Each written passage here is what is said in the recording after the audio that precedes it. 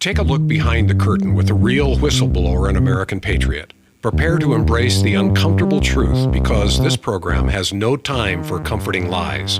Here is civil liberties enthusiast, Second Amendment defender, and recovering FBI agent Kyle Seraphin.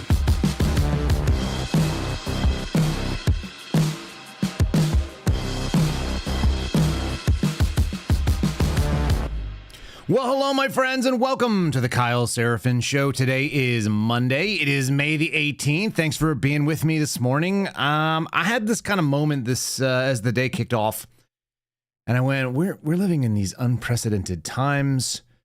We're seeing new records. The stock market is at an all-time high. Thank God for that, I guess, for those of you that have money in the stock market. By the way, I did some quick math, and I did a quick little query. Apparently about 2% at the highest estimations, 2% of Americans make their living annually using the stock market. That's not very many. There's not very many people that are making a living off the stock market. Now, about 60% of people do have money in the market, which is going to be mostly the folks that are dealing with their retirement accounts. So when someone tells you that the stock market is super high, it probably isn't all that much consolation. It doesn't necessarily make you feel great about the way the country is going. But as we kind of redefine what is appropriate, what is not appropriate, as we sort of hone in on what are the values that are important in this country, did we get them? Can we vote our way out of it? I was kind of curious. Are there at least some people that are consistent on their messaging? And so we're going to visit NPR's homepage today and see that, yes, there are some people that are consistent. Right now, the thing that is motivating and energizing the political left is the very, very mean Supreme Court, which has ruled against the Voting Rights Act. If you guys were wondering, like, hey, are discussions about racism dead in 2026? The answer is absolutely not. And just like abortion, this is a motivating, absolutely energizing issue for people who are not paying attention to the rest of it. Don't worry about political affordability or the political aspects of affordability. Don't worry about whether or not we're going to be getting ourselves into another long-term forever war. That doesn't affect them. Voting rights, claiming that people are having their liberties stolen through the Supreme Court decision. So we'll go there. We're going to talk about the most expensive primary in American history. I have had this instinct that was the case, and there are multiple different news outlets that report that is the case. So we'll talk about the Massie versus Gowrain primary. This is a safe Republican seat in Kentucky 4.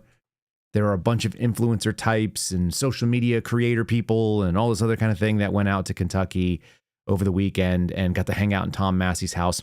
I got to be real honest with you. I was talking to my wife, and I was showing our former producer, Ryan Matta, was there, and they're making pizzas in Massie's kitchen.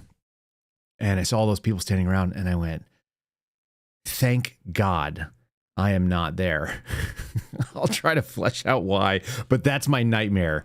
I don't want to be surrounded by a bunch of people that are all like jazzed up about the current thing. That's just the opposite of what I'm about. I'm so much happier that I stayed home. I got to spend a weekend, quick update, shooting some rimfire stuff at our range. And by the way, some very common sounds that you'd never used to hear before, sounds of very fast rate of fire, which I assume are force reset triggers, are starting to get more and more common. So we're going to talk a little bit about that. I think just if you guys are thinking about buying a forced reset trigger and spending a couple $100, I highly encourage it. I'll tell you why towards the show as we work through kind of the discussion about liberty. Anyway, and then I got to see a family friend who I've known since I was in 7th grade. So that is my idea of a good weekend. I don't want to go and hang out with politicians, even politicians I like in Kentucky. It sounds awful. It sounds terrible to me. I wouldn't be a very good politician. Let's talk about my friends over at Patriot Protect real quick before we get into today's program.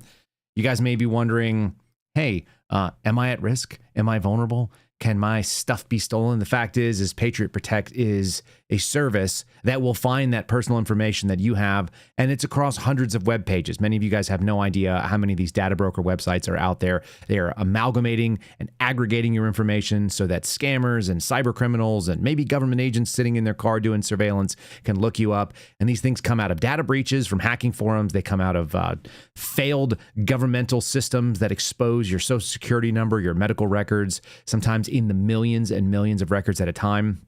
And then they just put them out there for people to get access to. This is more than just hackers doing it. The data brokers are actually selling access to your website. To your information, using your location and your daily movements and your private life, anything that somebody is willing to pay money for. Unfortunately, we found out that our federal services, law enforcement, ATF, and FBI are actually buying this information. They would otherwise need a warrant, but because it's available for sale, they can just purchase it. So if you guys want to make sure that you're scrubbing some of this stuff off the web and making yourself a little bit less accessible, a little harder to monitor, that is a theme that we care about here. Your privacy should be yours. One thing you can do is sign up for Patriot Protect, and that is patriotprotect.com/KYLE. It's Patriot-Protect. The link is below, so guys, just click right through. It's very easy to do. With my name at checkout, you'll get 15% off on all of their services, and there are various different levels that you guys can get yourself involved in, whether you want to see scraping across the clear web and the overt web, or whether you want to get a deeper scrape and so on, and have them look for things that are being traded in the dark web, credit card numbers, and so on. Check out Patriot Protect, patriot-protect.com/KYLE, 15% off all the different services they will offer you in the link below. Let's get into today's program. Let's start it right now.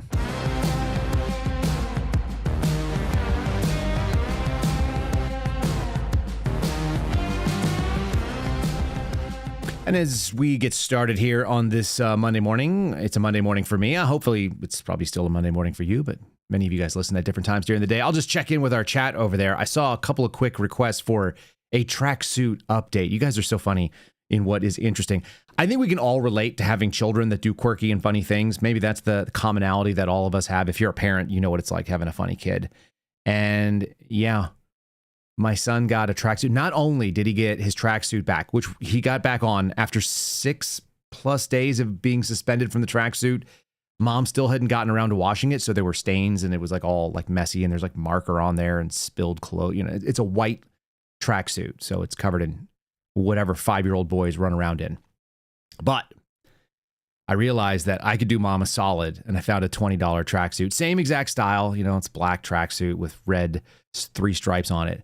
And I bought that, and it showed up this weekend, and he stripped in the kitchen and redressed himself with the new tracksuit, and then immediately put the tracksuit, which was filthy, on his 2-year-old sister, and was like, "Here you go. Now you can have a tracksuit. We can both be super fast." So I guess the next step is that I got to get him some like Samba shoes and get my kid running for like indoor soccer.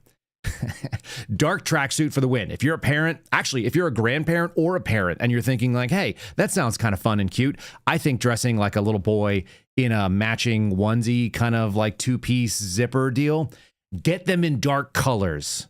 Take it from me. If you hadn't thought about it beforehand, the white tracksuit came out of like a Ross shopping trip, so it wasn't like something I went targeting. It was a target of opportunity. It found me. Get black ones if you guys are thinking about it intentionally.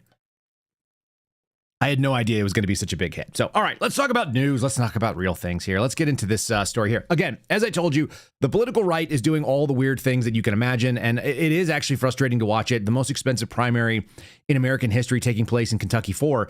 That's so stupid and sad. It is one of the most sort of, it's one of the most disheartening things that you could see in 2026. At a time when I expect to see a loss of the House majority for the Republicans in their midterms coming up in 26, at the end of 26 November, I just don't think that we're going to see the nominal holding of power stay in the same place. And nothing would make me more likely to believe that you can pull off a fraud scam and move it around than seeing people fighting over a safe Republican seat. That's what we're at. But that's not what the left is necessarily focused on, although there are plenty of stories about that this morning. I always go to NPR and see what's really going down. This is the number one story in NPR's hopper. as of first thing this morning, why the Supreme Court voting rights ruling could play a big role at the local level.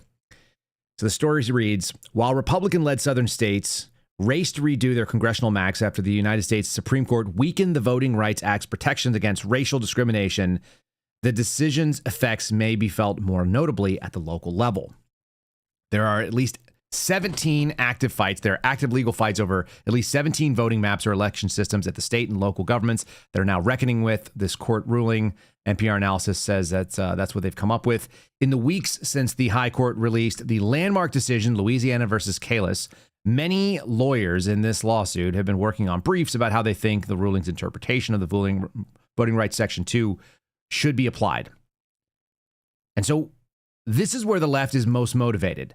What they like to do is this classic fear tactic. And it goes on to talk about whether it's happening in North Carolina, whether it's happening in Louisiana, where they can do it again. The left loves to say something like this. Ready? Because of that decision, there is no longer a path open for us to protect the voting rights of black citizens in my part of the state. So we have dismissed our case. It's a sad day for our democracy. NPR goes on with their commentary. Like the congressional redistricting cases, most of the remaining states and local fights, their legal fights, may be affected by the court's ruling, which have come out of the South, where voting is generally polarized between a white majority and a black minority who prefer different candidates. Whenever possible, our friends over on the political left, I use that word in sort of like a facetious way, they always go towards division. They always go towards race. So that would be a great indicator for people who are on the political right to say, hey, if the left is trying to divide, if they are trying to indicate racial preferences in 2026, and somehow that we have to now still group people the way that people thought about it in the 1950s or 1960s, maybe we should be rising above and pointing out things that are common for all Americans. Maybe we should try to not act that way, not be so darn tribal, not be so demanding of loyalty to one thing. And if you happen to have a different opinion on something that is still in the same vein and it's a good faith disagreement, we should probably not try to cancel you. Nope, they're not doing this. I found this little discussion. This is Democrat Pat Ryan talking about what this means for the elections. Okay. And where they think this Voting Rights Act actually goes. He compared it to the Dobbs decision, which was a major motivator for Democrats, saying that they could basically point out that the federal government is taking away your right to kill your baby, and therefore we need you to unify behind us. We are going to bring you and defend the right to kill babies. And they're going to do the same sort of divide and conquer. He's actually saying it right here, so I'm going to play the clip. I'll let him say it in his own words. I don't ever think that there's this groundswell of energy where a bunch of people go, I am so incensed by a Supreme Court case that I don't follow, that I don't keep track of, that I don't understand. The Voting Rights Act Section 2. I'm appalled. The number of people that care about Section 2 of the Voting Rights Act, if you were to go poll them on the streets, is almost none. But if you could whip up a frenzy saying people are trying to take your rights to vote, even when I have these funny conversations with conservative women who otherwise would agree, like, hey, if women didn't vote in this country, if they were not able to vote in this country, you would get basically everything that you would want as a conservative woman. And yet, it stirs this little sense of like irritation or pride or feminism or residual upbringing that says, well, that's not very egalitarian of you. Well, no one said we were supposed to be. If you go and tell conservative women who are at your church that you think women ought not be able to vote, and if they would all agree to it, then they would end up in the thing getting exactly what they would have voted for if they had the choice, you'll still see them have some resistance. Why? Because we all have this sort of like innate thing where it's like, well, you're trying to take something from me, and how dare you? It's mine. I would argue to you that the voters in Ryan's district and all the other districts in this country have no idea, writ large, have zero understanding of what Section 2 means, what was just decided in the Supreme Court. we have this pendulum swing in this country where we make terrible decisions up front, and then there's this major swing backwards. The Voting Rights Act was aggressively, and what did the court say? It was done unconstitutionally, that it was focusing on things that it's not allowed to by law. And so then it starts swinging back towards the middle, and as people get back towards the middle, what do folks do? They don't understand it. They don't understand the nuance of the sophistication of what's happening, but there are politicians who are willing to step in and say, but aren't you outraged at this thing? Can we not point to racial division? To claim that these people are animated in the same way they were about the Dobbs decision. The Dobbs decision could very easily be described as women who were not in danger of having to need or want or discuss an abortion were outraged that they couldn't have an abortion in states that they couldn't live in. Let me say that one more time. Women who were not pregnant and were unlikely to become pregnant at any time soon were very upset that they could not have abortions in places where they didn't live. That's what the Dobbs decision outrage was about. Let me put it in a different way. Since I brought up FRTs, this is forced reset triggers. This is sort of like an end around the machine gun. It's an engineering solution to a 1930s law talking about the rate of fire on a weapon. The people who are upset about gun laws, let's say in California, Connecticut, New York, whatever, if that's really a big deal to them, then they move. They do what I do. I moved into the Washington, D.C. area, and I looked and I said, hey, where can I own the things that I already own? Oh, I can't do that in Maryland? Okay, well, we won't live in Maryland. Oh, I can't do that in Washington, D.C.? Well, I won't do it in Washington, D.C. Are houses cheaper in Maryland than they are in Virginia? Yes. Am I willing to pay more and be inconvenienced in my mortgage payment to be able to own the things that I think I'm allowed to own because I'm a free American and I don't want to get on the wrong side of the state? Yeah.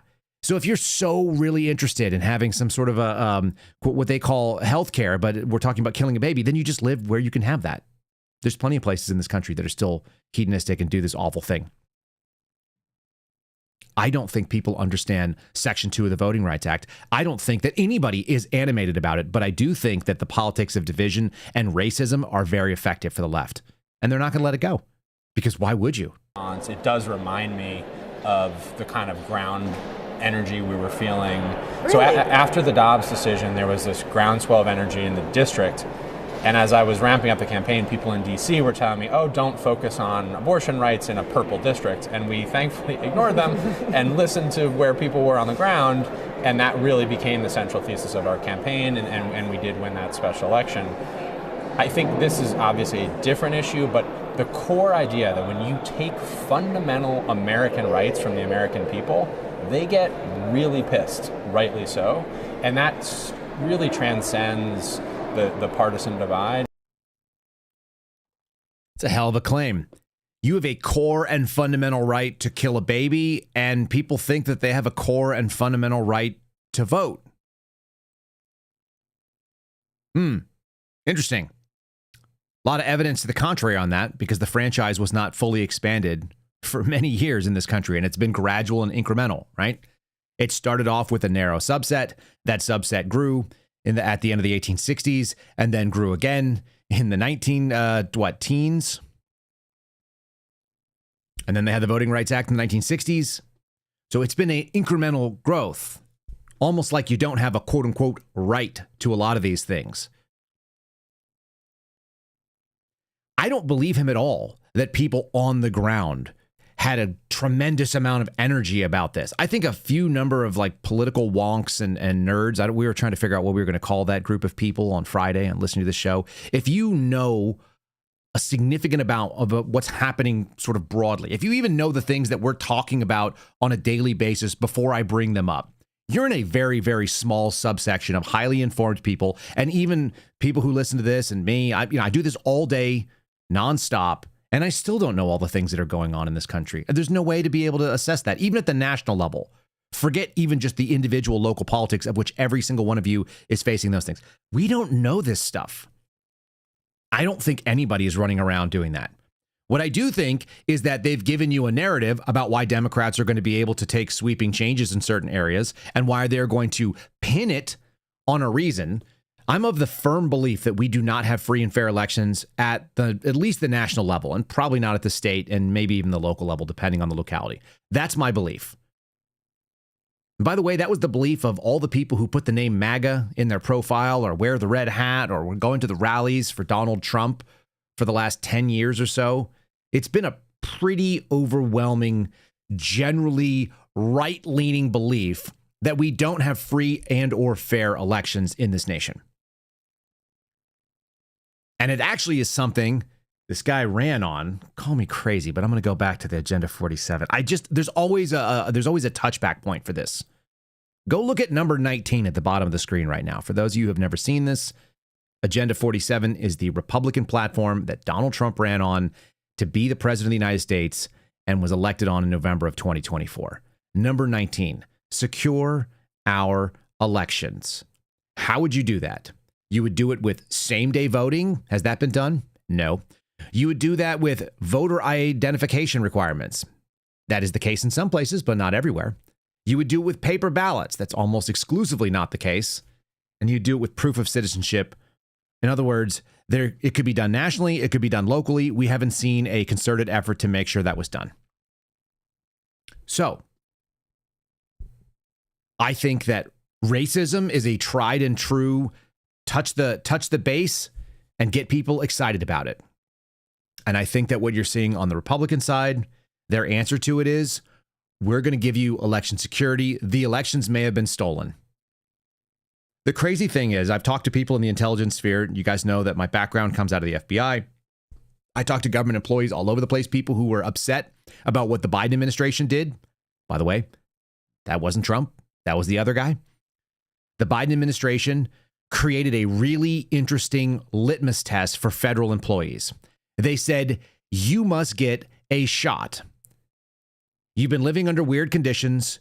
We've shut down the economy. That happened under Trump, and parts of it happened under while Biden was still there.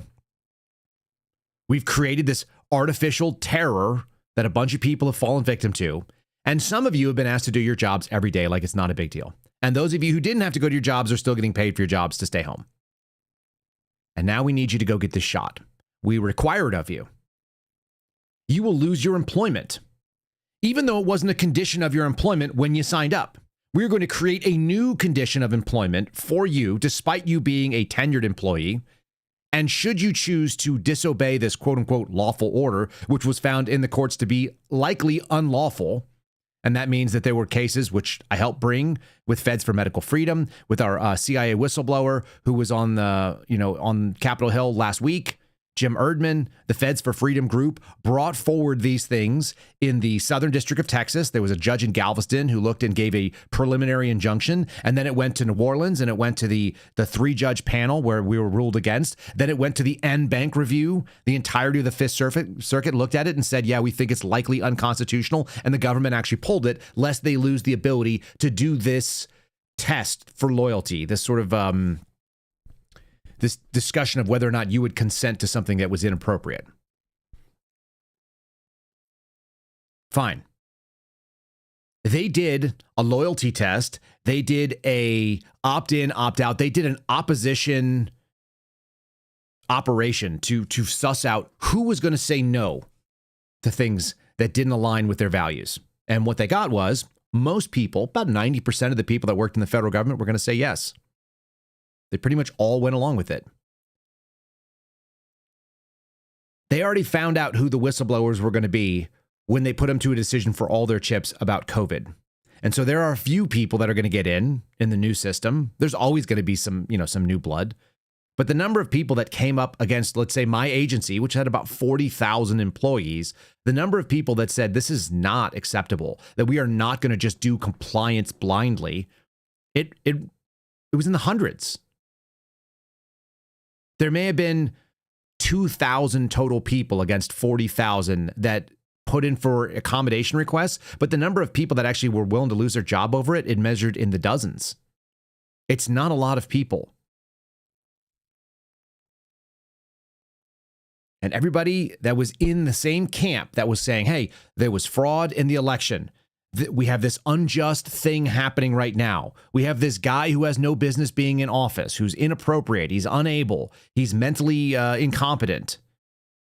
The decisions that are being made are bad for America, like withdrawing from Afghanistan in a way that results in death of our service members at a rate that hadn't been seen in years.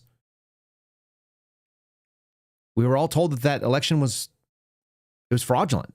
A lot of people believed it. They looked at the numbers. They went, nah, that's not right. We don't suddenly just have this huge turnout of people that shouldn't have been there. And it was blatant. And they threw it in your face and they said, what are you going to do about it? And some people went and protested it peacefully, and some people protested it violently, and they got themselves on the wrong side of the law. Some people protested it peacefully and got themselves lumped in with the violent people. There's a lot of that still. There's still an ongoing effort right now in D.C. to push the discussion about how Donald Trump is a bad guy because of January 6th and the pardons. Like, that was the easiest thing.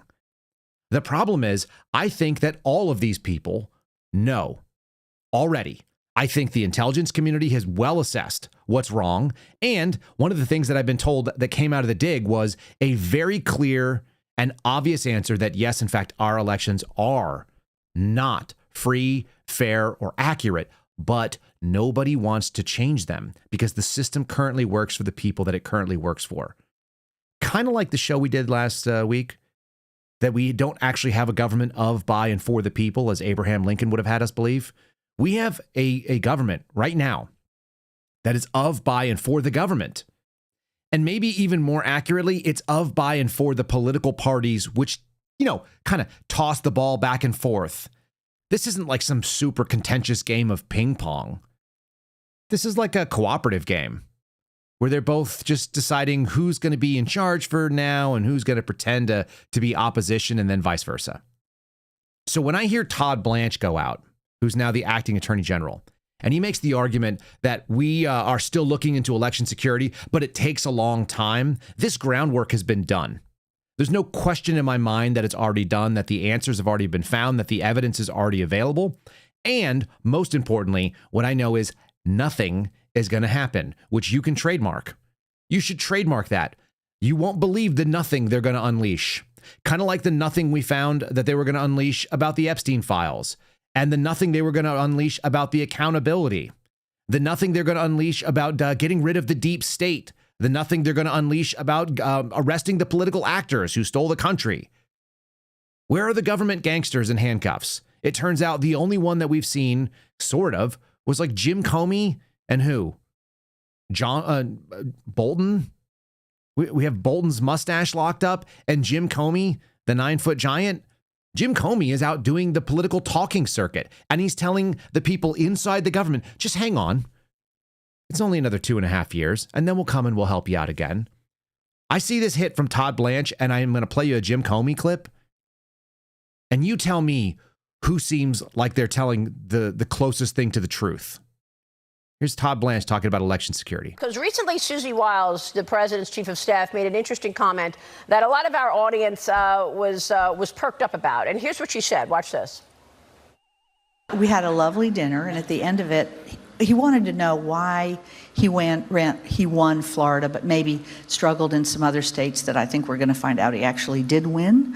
But I wrote like an after-action report, gave it to him to read.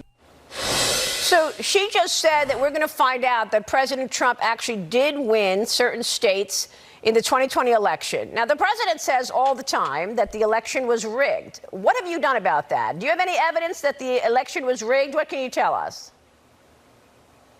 Well, there's a ton of evidence that the election was rigged. That's not something the DOJ needs to tell you about. There's been evidence about that for many, many years. What I can tell you is that we have multiple investigations going on in Arizona, in Georgia, in Fulton County, Georgia, and that's exactly what we're looking at. By the way, this is very difficult because they're very good.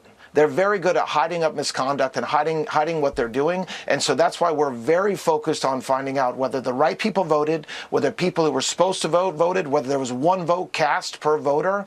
And that's what we're doing in multiple states. And I expect, and again, people, you'll say to me, how long has it taken? Why is it taking so long? And the reality, the answer to that is because it takes a lot of work to uncover what happened in 2020. It takes a lot of old, good old-fashioned law enforcement police work, which is what we're doing, and we have great prosecutors working on it as well.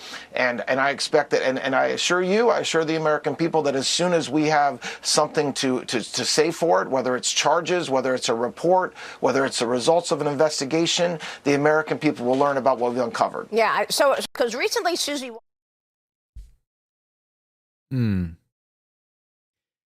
I mean, I want to just sum up that clip so you guys all understand. These things take time. Isn't that what we heard? Isn't that the way that it's always described? These things take time, guys. Okay. And so whether we're going to have some indictments, oh, wait, he didn't say indictments, whether we're going to have a report, okay, or there's going to be a hearing, or they're going to bring it to Congress, what they can tell you is that 6 years after the election that took place in 2020, you're not going to get anything that's going to change anything, because these things take time. And these are very complicated. It kind of reminds me of a different attorney general who I made a whistleblower allegation, said that he probably lied in front of Congress. Nobody seemed to care about that. That was a pretty clear case of perjury. Nobody decided to do anything with it. Shocker. Torched my career over something that seemed pretty obvious. The attorney general shouldn't lie and use counterterrorism resources to go after parents at school board meetings when you in fact say that you're not going to do that thing, and then you turn around and it turns out you are doing that thing. That might be a problem. I hear these things take time. I heard from Merrick Garland that it's really, really hard to find people who firebomb crisis pregnancy centers and churches. It's really hard to find them because the people who do it, you're going to be completely blown away by this. They're doing it when it's dark outside. And so it's hard to find people who commit crimes in the dark. Local law enforcement, if you've ever been a police officer, please just tune out right now. This is going to be offensive to your sensibilities. If you've ever seen anything that's happened in any of the stories, I just read another story about there was a shooting. It took place in Austin, and it's like, luckily, they're going to be able to find out who they were because it took place in the daylight. If things happen at night, when things are dark, it's really hard to find out who it is. And when things happen on a machine, guys, it was a machine with voting. These are very complicated investigations. So we'll let you know when we're finished, and hopefully we'll have some kind of a report, or maybe we'll tell you what our findings were, or we'll give you the results of the investigation. Not once in there did I hear that we're going to have indictments and that people are going to straighten it out. We're not going to do anything about this. We're just going to try to keep kicking the can along as far as possible, so you will just stop asking the questions. Okay. And speaking of questions that someone might ask, why is Jim Comey making his run across the news circuits? He kind of was like the FBI director for a period of time, and then he gets removed by Donald Trump 3 and change years into his term. And then he kind of popped up again and was kind of a problem. And then he disappeared for a while. Then Donald Trump got back into office. Then he was doing seashells and writing books. And then he kind of went away for a little while. And every time they make him a problem, he uses that as an opportunity to get a little bit of a higher profile. He doesn't seem concerned. So you just heard Todd Blanche telling you, what do you think is more likely? I just want the audience to weigh in with a comment below if you like. Weigh in with a comment in the chat while we're sitting here this morning. You tell me what's more likely, that we get a straight answer about what happened in 2020 regarding the elections, and that it results in criminal prosecutions of people who did wrongdoing. That's one possibility. Or is it more likely that Republicans lose the House and maybe the Senate in the midterms? Donald Trump obviously not going to come back in for another term. The Republicans lose access to cleaning out the deep state, and Jim Comey's people and people that are Comey's homies, like we talked about last week, get back in charge of our governmental agencies. Which one is more likely? We find out all the things about election transparency 6 years ago? Or are we just going to see business as usual start back in 2.5 years, like Jim Comey says? He's letting them know, hang in there, guys. We're coming back. This is just a little blip. Looked at from the top level. The people running it, if you're bragging about forcing out career prosecutors and agents because the president doesn't like a lawful investigation they conducted, something is seriously broken at the top. But I have great confidence in the people down below who are just trying to hang on. And I'm urging them, hang on. 2.5 years, and then we can rebuild these institutions. But we need good people in those roles. America does. We're going to rebuild these institutions. Yeah, you got Kash Patel doing his thing, and he's cleaning it all up, if you believe that sort of thing. You think they're going to go back to business as usual? Do you think that there's even that there's any danger that people are really getting rooted out in any meaningful way, or that they've changed the cultures there? Because theoretically, if you dismantled the weapon system, it wouldn't be functional. If you change the culture, then it wouldn't be available to a Jim Comey type. But no, every single person that is currently being hired by our current FBI and by a lot of our federal law enforcement, they came into a pipeline that existed before Donald Trump was even reelected. And they were selected and vetted and cleared on the security clearance level. And they were done through, they've been interviewed by people who were in the same animals that theoretically the election was about defanging. It's hard to watch this from the outside. For me, it's very hard to watch because I see it and I just go, well, I know what's coming. And so do you, if you're being honest. Guys, if you're watching over on Rumble, give us a like. Same thing over on YouTube. Subscribe to the channel if you haven't done so already. I say this every day, but I say it because people sign up every day and realize, hey, I'm not subscribed. If you're listening on one of the audio platforms, you may hear an ad. It's placed there by the folks on Spotify. Spotify is our hosting service. You can find our Spotify feed at KyleSeraphinShow.com. That is a hyperlink, which will take you directly there. You don't even need the app to be able to do it. And the upside to using Spotify, a couple of them, I'll make the case for you. Number one, you get access to commenting on each video, if you like, which is kind of like you see on the YouTube and the Rumble types. So that's kind of cool. So there's an interactive feature to it. The second thing is there's audio and video. And if you're watching and listening as you drive somewhere, and then something happens where you're like, hey, I want to see what that looks like. Bloop, you can pull it up and the visuals will be available to you. So if you're so interested in that, check it out. The only thing I don't do on Spotify is I do not paste all of the articles that I reference from what I've done for morning research. That's always in the comments on Rumble and YouTube. So find yourself on both of them. Give yourself two different platforms. If you wouldn't mind, I would appreciate that. All right. I'm going to do one more Jim Comey clip. Why not? Let's do one more Jim Comey clip. Again, this guy is facing supposedly a very, very serious lawsuit, which could take his freedom away because he took a picture and posted it of seashells by the seashore. You tell me how scared he looks. Kash Patel was actually on Capitol Hill today, and he testified that, quote, morale has never been better at the FBI. Do you think that's true? It's great news. Released the anonymous climate surveys where we anonymously survey every employee, all 38,000, and let's check that. Do you doubt his testimony? I doubt it. You fire someone like Brian Driscoll and hundreds of others, an agent whose wife is dying of cancer, you fire those people for no reason at all. Yeah, don't give me some nonsense about how high morale is. He's probably correct, by the way. I bet you morale is not high based on the people that I talk to, but isn't it interesting? They have climate surveys. The climate surveys are things that I used to use. It's actually the thing they used to get rid of Phil Kennedy, the producer emeritus of this program, the guy who actually told me that I needed to launch this podcast in the first place. They're anonymous, except they're not. They could be unmasked. We found that out because Phil complained about something that was really appropriate, which was that the FBI did a terrible job handling January 6th. How many people have been strung up for January 6th? Anyone? The people who were handling the sources, were they fired? The people that you believe were undercovers and working on behalf of the FBI, was that corrected? No. The only thing that you're seeing is that they've got a buffoon in front of them who's doing like executive snorkeling and flying his girlfriend around to very exclusive George Strait concerts and things like this.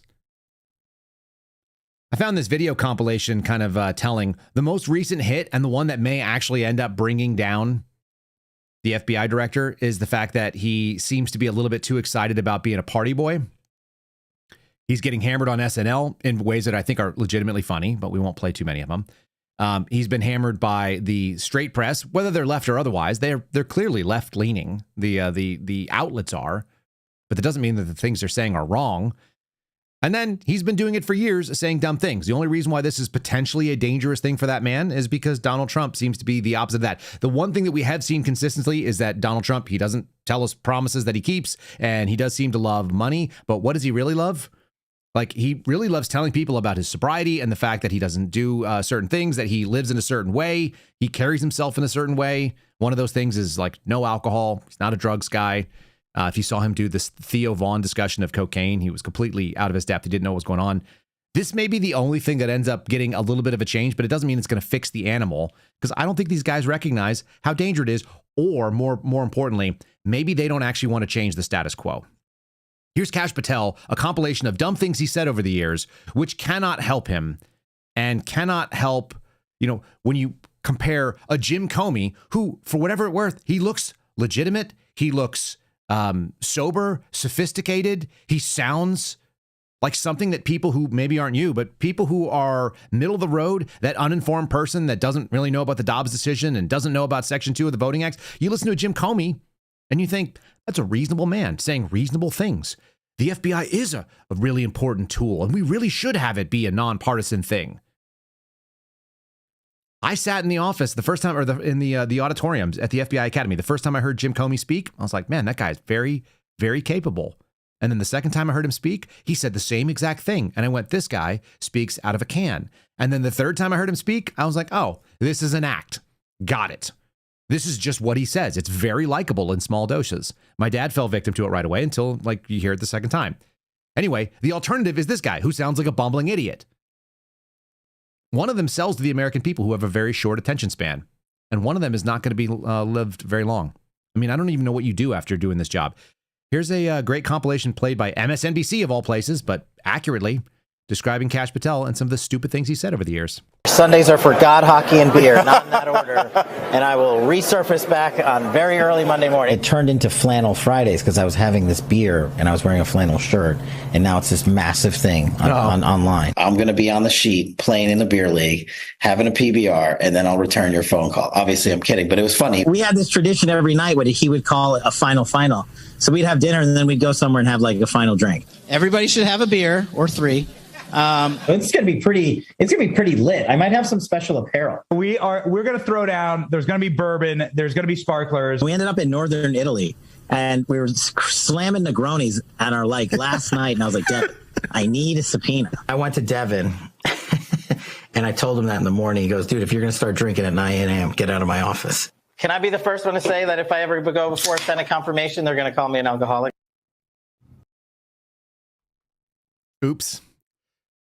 It turns out all the things, and this is something I learned, probably knew before I ever started speaking out publicly. Every single shot that I fire downrange, everything that I say, I'm going to be accountable for. Now, a lot of it's really sarcastic. That's just kind of the nature of who I am. I don't take a lot of things very seriously, including myself. I don't take myself super seriously. I'm happy to poke jokes at myself in real life. It's pretty common. Kind of funny to hear a guy who's pretending to do bacon cheeseburger nationalism as the FBI director. By the way, that's how he got a lot of people behind him. What did he say? Sundays are for God, family, and hockey. This is an unmarried man in his mid-40s who has no children. His family is his aging parents and a girl who is his friend. And we don't share the same God. He's a Hindu. So what does he mean when he says the word God? I don't even know. I honestly don't know. I don't know enough about Hinduism. Some kind of demon thing. Anyway, that sort of thing is on one side. That's apparently that guy's on our team. That's the our team guy. And then the other guy is like, just hang in there. Just hang in there, deep state. It's all going to work out in your favor. It'll all be fine. Let's go to the main story here of the day, probably of the weekend. Because the guy who's actually sort of pushing the agenda that makes sense to me as someone who voted for Donald Trump for the 20 things that he promised he was going to bring, I would think that Tom Massie would be the kind of superstar. In fact, I would think Tom Massie would be the kind of guy you'd be like, I'm okay when Tom Massie opposes me because it gives me a reasonable belief that that I might be off track. If you don't have somebody in your life who can be like, hey, you know, I agree with you almost always, but when I don't, I really would like you to listen to it and then make a good decision. If you don't have someone like that in your life to kind of check you against your own BS, we all are likely to fall prey to our own BS at some point in time. We're dealing with this problem. Tom Massie, this is from NBC News, confronts the full force of Trump's wrath in a Republican primary. He's emerged as perhaps the president's most critical primary target. He bucked him on issues ranging from budget legislation to the Epstein files. There's not actually like a huge difference between those two things. The funny thing is that I saw a graphic someone put together about the things that Tom Massie opposes.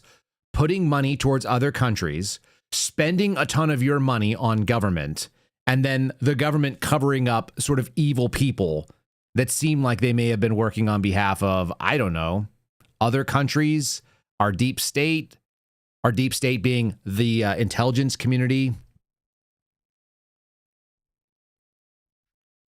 It's so gross. I mean, this is really a gross story. The story of Tom Massie maybe not getting through the other end of his primary is gross. And honestly, there's no win in this.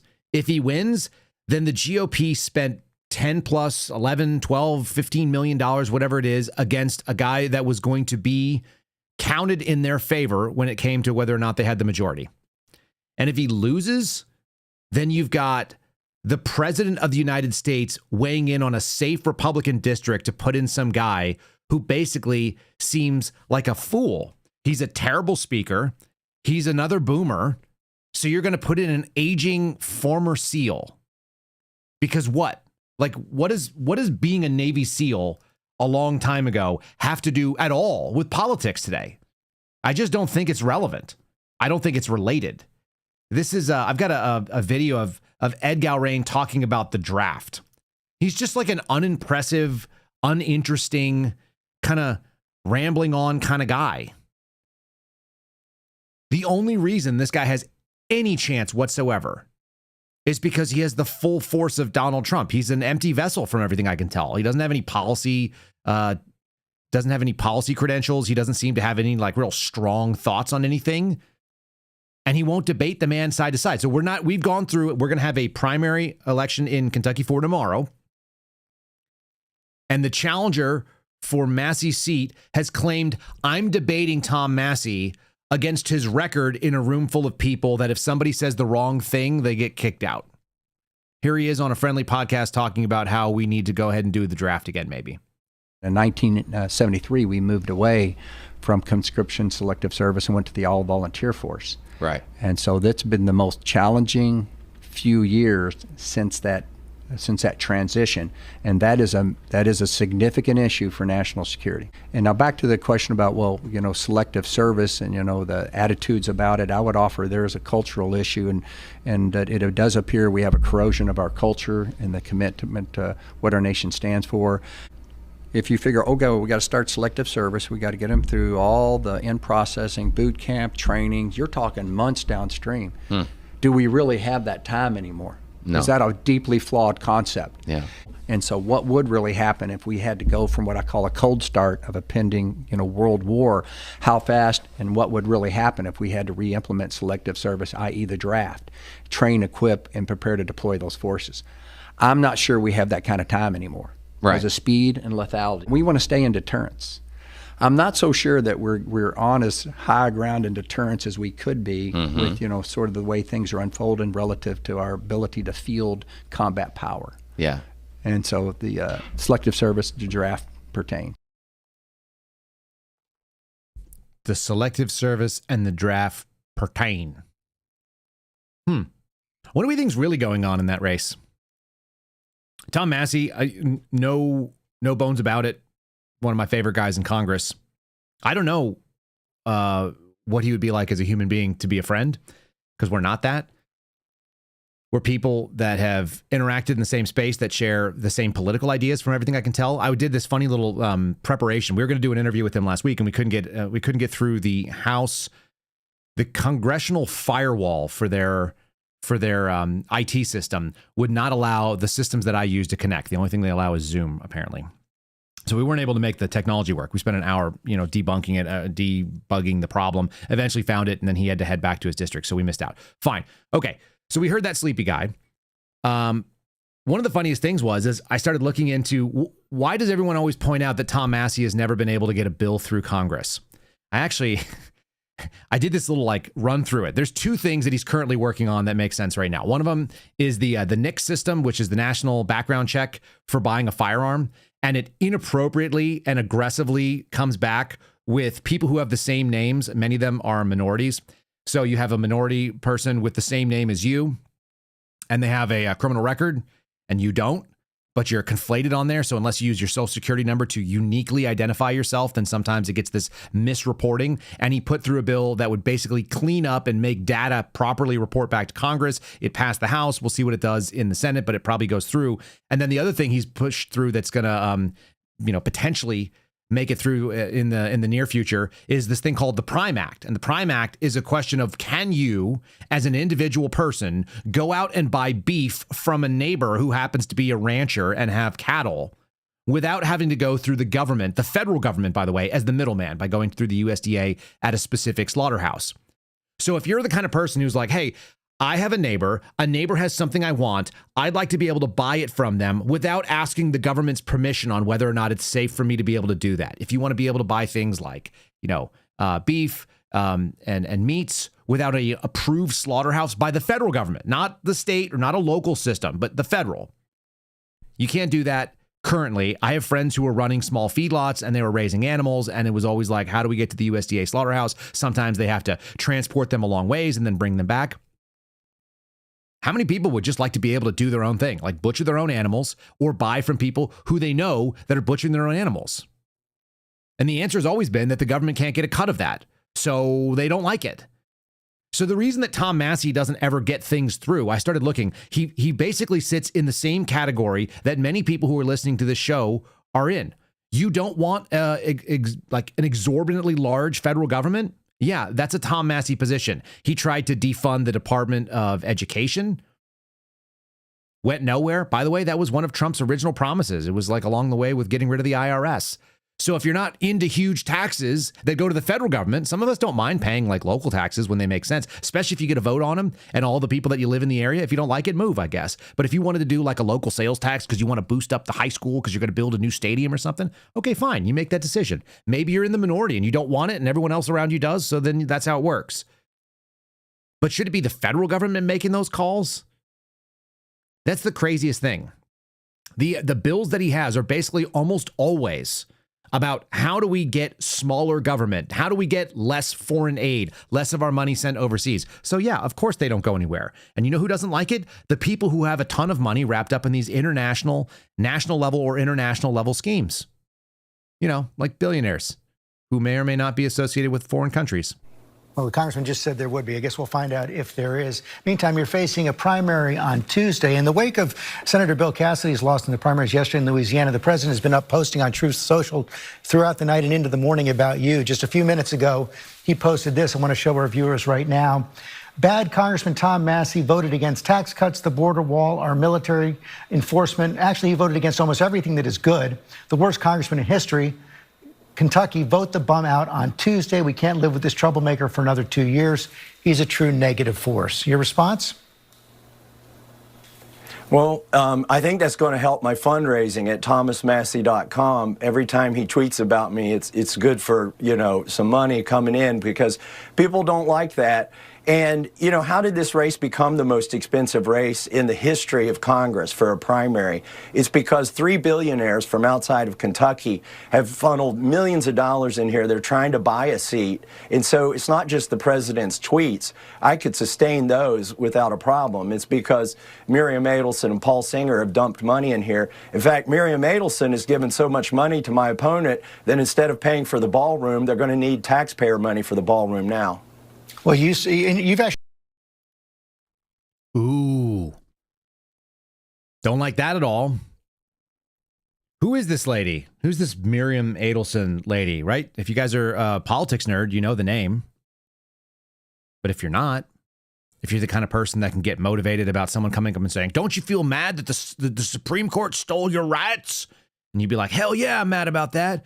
Or you go up to a lady and you'd be like, don't you get mad that Republicans stole your right to an abortion, even though you can have an abortion in your state where you live, but you can't have an abortion in a place where you don't live? They'd be like, oh, I'm very mad. Right? Those kind of people, maybe you don't know.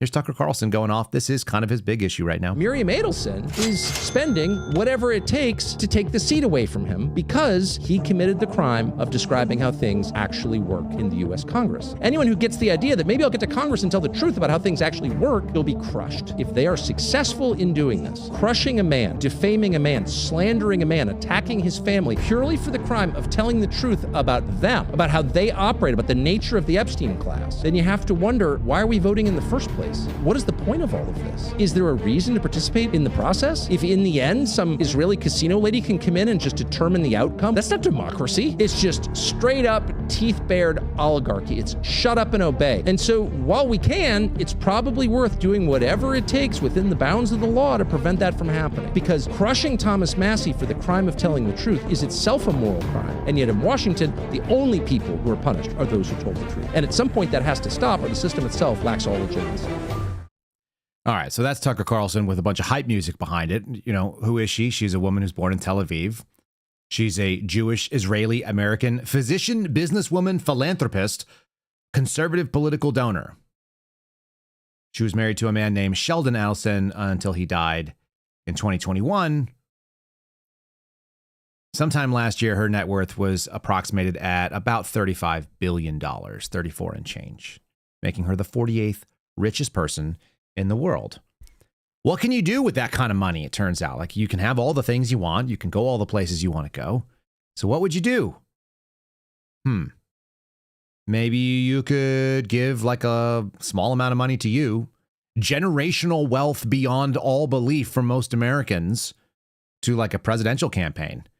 And then you could start pulling the strings on policy. Does anyone think that you get nothing if you give the president of the United States $250 million in his election? You don't get to make a little bit of, hey, maybe you should do this. These are my priorities. I'd love it if you were taking care of that. Miriam gave my campaign indirectly and directly $250 million. She was number one. When somebody can give you $250 million, I think that we should give her the opportunity to say hello. And Miriam, make it quick, because $250 million is not what it used to be. Okay? I met Alan Dershowitz, and he said the legal thing about 4 more years. And I said, Alan, I agree with you. So we can do it. Hold me a second.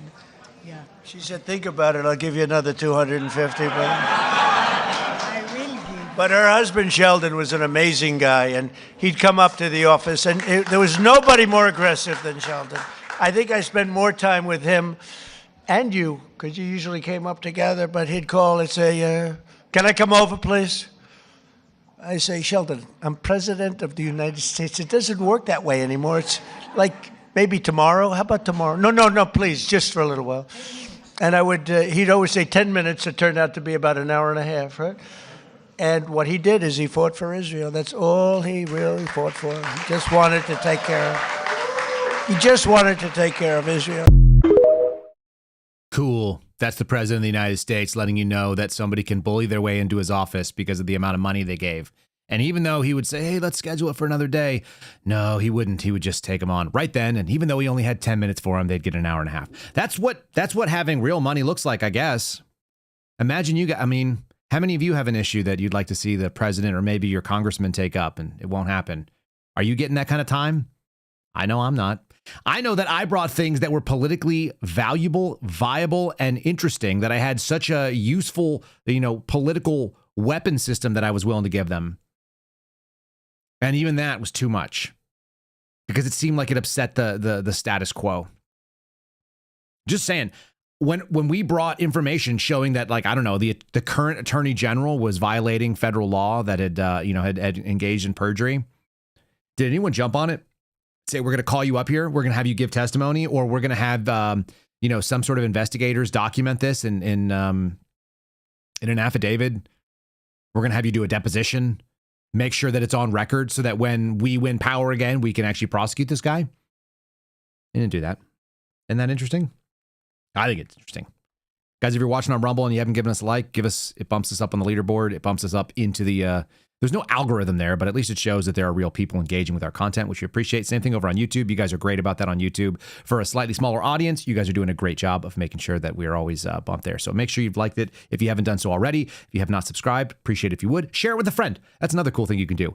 If you're listening on the audio, you may hear an ad from the folks at Spotify. That pops in right there. And if you haven't gone to Spotify, KyleSeraphinShow.com, very easy to do. Let's do that. Okay, I got some other fun stuff. How about this kind of kooky little clip? This is coming from the Ari Hoffman show. It was a radio program call-in done with that same president who told you for $250 million, you get access to me whenever you want. If you're worth $36 billion, $250 million is just not that much money to be able to buy access to a U.S. president, I wouldn't think. And he's very upset because the Israeli lobby used to have a lot more power in Congress. I didn't say this. This guy said it. Like, these things existed. It's a weird thing to say as president of the U.S. Well, you know, the biggest change I've seen in Congress is Israel literally owned Congress. You understand that 10 years ago, 15 years ago. And it was so powerful. It was so powerful. And today it's almost the opposite. You have between AOC and Omar and these people that hate Israel. They hate it with a passion. They're controlling Congress, and Israel is not a force in Congress anymore. It's just amazing. I've never seen such a change. And we're not talking about over a very long period of time, but I think you know exactly what I'm saying. They had such power. Israel had such power, and rightfully, over Congress, and now it doesn't. What? It's incredible, actually. What? Wait.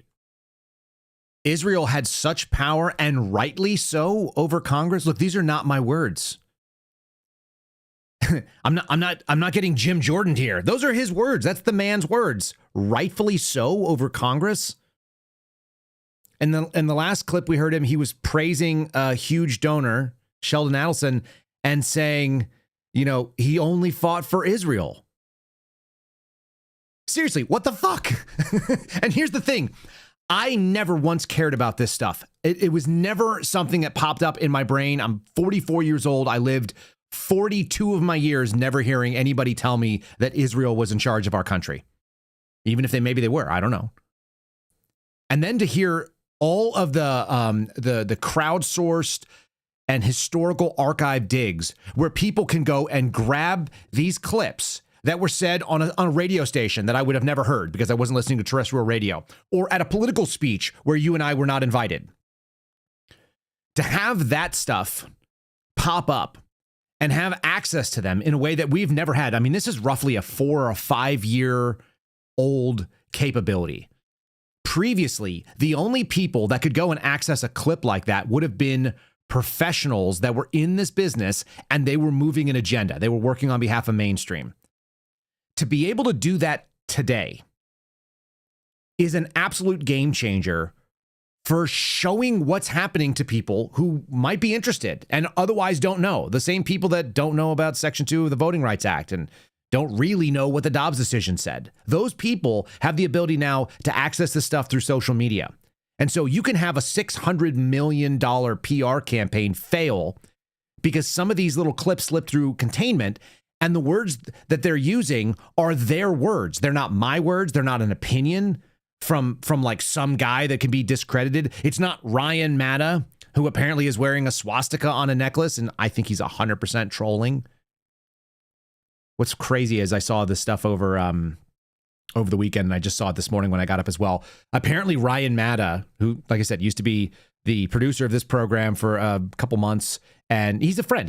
Ryan's a friend of mine, one way or another. Like, he says dumb things all the time. I think he would agree that some of the stuff he says is dumb. He tells me sometimes that it's not dumb, and then he'll come back to me like a year or two later, and he'll be like, oh, by the way, that was dumb. You were totally right about that. That's fine. I'm sure there's things he's right about that I'm wrong about. I don't know what they are. I'm terrified of whatever they are. Laura Loomer, who has access to the president as well. Laura Loomer, who's kind of a nut job. Like, Laura Loomer said that Ryan Matta is a Nazi. This morning I saw that. I sent Ryan a message. I said, hey, man, you got like a picture of you and Laura Loomer just like hanging out at her house back when that was a thing? Because I have Laura Loomer's phone number because I have Ryan Matta's phone number. And Ryan was out there telling me that Laura was a great lady, and she had been a significant amount of wrongdoing had been done to her. If you guys have Spotify, this is the time when you want to see the video. If you're watching on YouTube and Rumble, you guys can see on the screen. What is we looking at?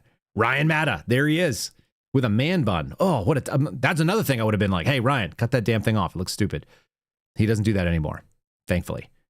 But there he is, tatted up, sitting in a black t-shirt, talking to Laura Loomer, who looks like before she got Ozempic or whatever.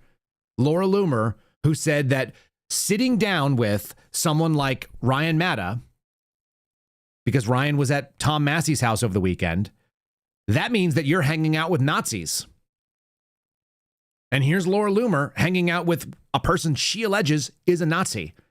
He did a multi-part documentary on her, pointing out that she was canceled and it was wrong. He spent a ton of his own money, like a ton of his own money. You know, like I would have never advised him to do that. Flying all over the world, going to Madagascar, going down to Latin America, going down to Central and South America, looking into child sex prostitution and like all these trafficking organizations that were doing awful things. I kept telling him he's going to get himself killed because he doesn't understand what he's getting into. That powerful people with a lot of money want this stuff to go on. And he's just Ryan Matta. He's just this dude who lives in Michigan. And yet, he's not a bad person. He has a good heart. I know Ryan personally. There he is sitting, the Nazi Ryan Matta with freaking Laura Loomer. Anyway, all that stuff ends up in this place. This is from MS Now. Tom Massie braces for a showdown with Donald Trump. Not with Eddie Galrain, the guy that he's running against, in theory. No, it's a showdown with Donald Trump in the most expensive primary of all time. And why is that? So here's the thing that's really crazy. You heard Tom Massie say that the Israeli lobbyists, Israeli lobbies, and billionaires from Israel are spending millions of dollars on his primary race. That could be an okay thing. That's not like I don't have an initial problem with that. People with a ton of money spending money in a campaign. But these people are lobbying on behalf of Israel. It's the Republican Jewish Coalition, and it's the AIPAC, the American Israeli Political Action Committee, and so on. So what is their focus? Is it American Jews in America? Because I don't see much of an issue with people advocating on behalf of folks that agree with them. If you were like, hey, Seraphin, New York Catholics are looking for someone to come and speak. Would you come and help them out? And be like, I guess so. Like, I don't have a problem with that. Yeah, that makes sense. There's a bunch of Catholic people in New York. There's a bunch of Jewish people in New York. I can see that. There are less than 20,000 Jewish people in the state of Kentucky, and there are less than 1,500 Jewish people in Tom Massie's district, and they're spending like $12+ million to unseat him, which is why MSNBC is referring to it as a showdown with Donald Trump. And all of this makes it look like he's right about the Epstein stuff, that he's right about the fact that our government is no longer conservative and liberal, and that's the balance. It's just who's in charge of this enormous monstrosity. And Tom Massie is the kind of guy that says smaller government's better. You don't have to like him as a person. He doesn't even have to be a good person to be making a salient political argument for people who are lowercase c conservative. I'm going to read a little bit of this article. I'm going to show you that a couple of others are covering it, including the New York Times. It's the final stop on Donald Trump's revenge tour, at least for now, and Representative Tom Massie, Kentucky, is trying to defy the president's most expensive primary of all time. On Tuesday, Republicans in Kentucky's 4th congressional district will head to the polls to select their nominee for the November House race. It's either going to be Massie, a 14-year incumbent and top Trump foe. I don't think that's accurate. I think he's just a big government foe. Or Ed Galrain, Trump-endorsed Navy SEAL and farmer. I put farmer in air quotes. They didn't, but they should. It's one of the most competitive, costly, consequential races in the cycle. And the only people that lose are anybody who are hoping that the money would be spent on something more useful. Because one way or another, somebody under the R banner is going to be there, which means it's a +1 in the House when it comes to determining the majority. That's it. Now, they cry about stuff, how he votes. He's one guy in 435. And shouldn't we have at least one person in 435 that thinks that government should be smaller? This is a tight race. It's a tight race because of the millions of dollars spent with low IQ, low information people, and that's what they are. The average American, right? If the average IQ in America, that means half the people are below average. It's one of the most competitive and costly ones. Why?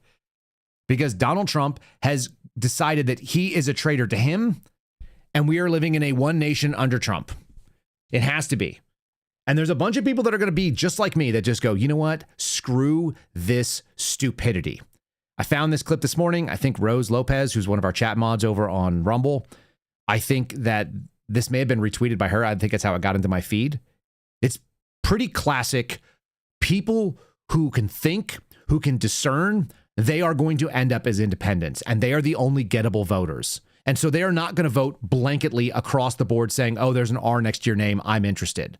They're going to say, are you a person that represents simple American values, what I will, I'll dare I say, bacon cheeseburger nationalist positions? Do you hold the dominant Christian culture and values? So that when you say that Sundays are for God, family, and hockey, I know that family to you means a man and a woman married with some children, the way that it has for all of Western civilization. That seems pretty straightforward. When you say God, do you mean God the Father, whose son Jesus Christ came to this country, or came to this world rather, to save us? This country. Now I sound like one of them. Like, do you share the same values that people did in this country for the entirety of this country? Was everybody a Christian in America for all time? No. Were 90% of the households in America Christian when I was born? Yeah, they were. And if people walked away from that, they sure have. And the consequences have been pretty gross.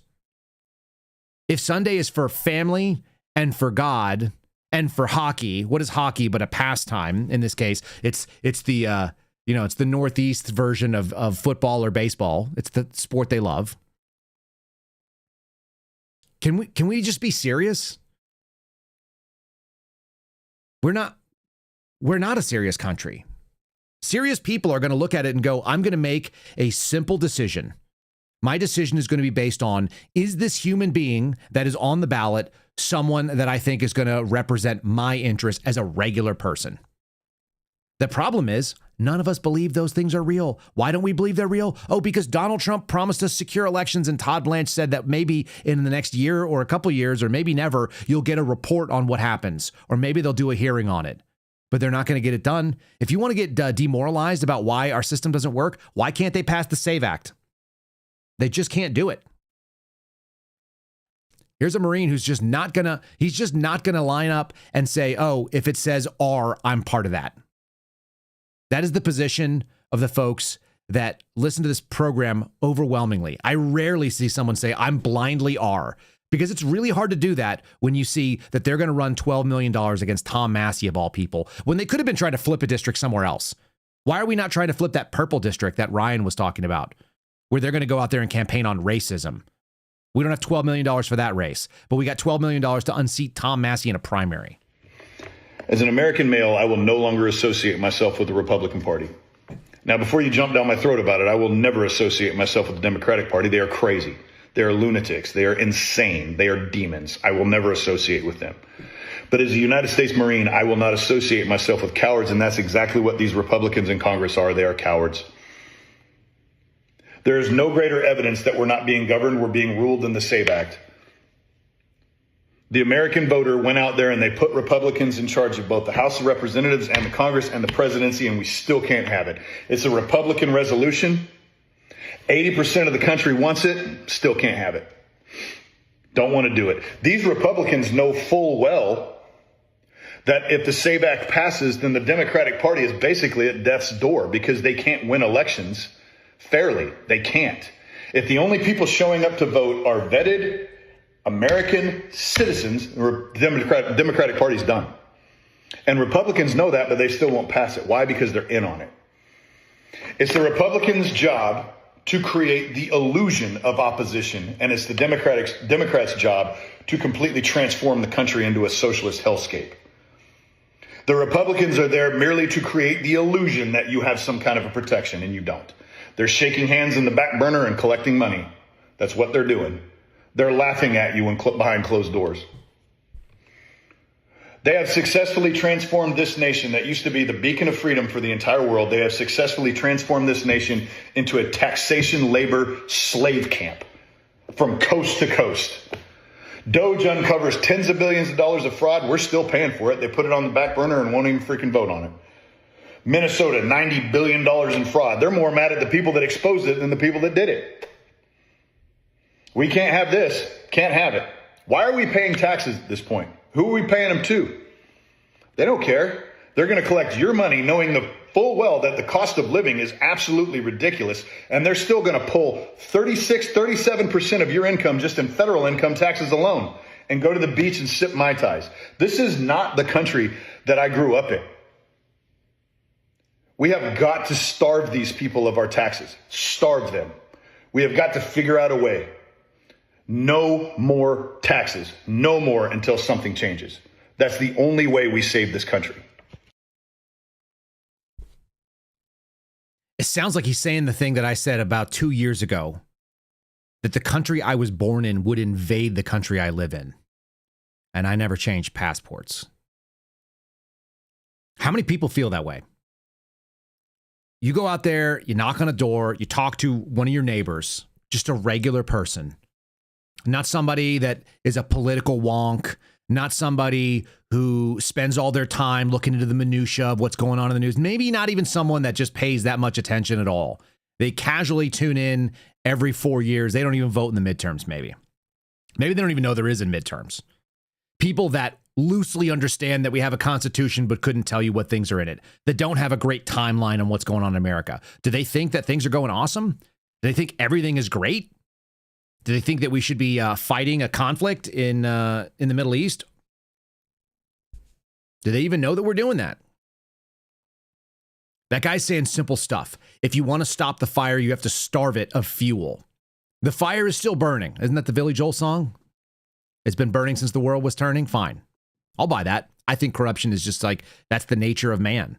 I think that's the nature of government.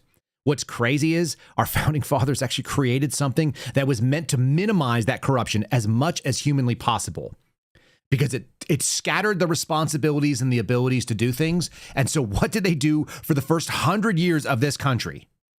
They took all of those protections that existed and they slowly and systematically dismantled them, because it's actually hard to maintain things. It's like, well, we could do it the right way, but that's difficult. It's challenging, it's tiring, and we don't want to. So what we would rather do rather than be legislators who actually do legislation, we'd rather do hearings. Those are way more interesting. They're way better for fundraising. Wouldn't it be better to do not legislation and just cede it all over to the executive? Couldn't we just fund like big ideas and then let the executive figure out what those ideas mean? That's what the Administrative Procedures Act 1946 did. Couldn't we take our responsibility for individually solving problems and couldn't we just like outsource it to like non-governmental agencies that we would somehow also be able to just claim that we didn't have any control over? That'd be good. So we all kind of look at this and go, yeah, this problem predates Gen X. It predates the boomers. It predates the silent generation. It goes back 125, 130, 140 years. We've slowly been dismantling the constitutional protections, which were built up to be able to keep us from this garbage. But now we're in it. You think you can talk enough women into not voting and voting away their right to vote? Do you think you can talk anybody into giving up a thing that they think they're supposed to have when they think that they're supposed to have it?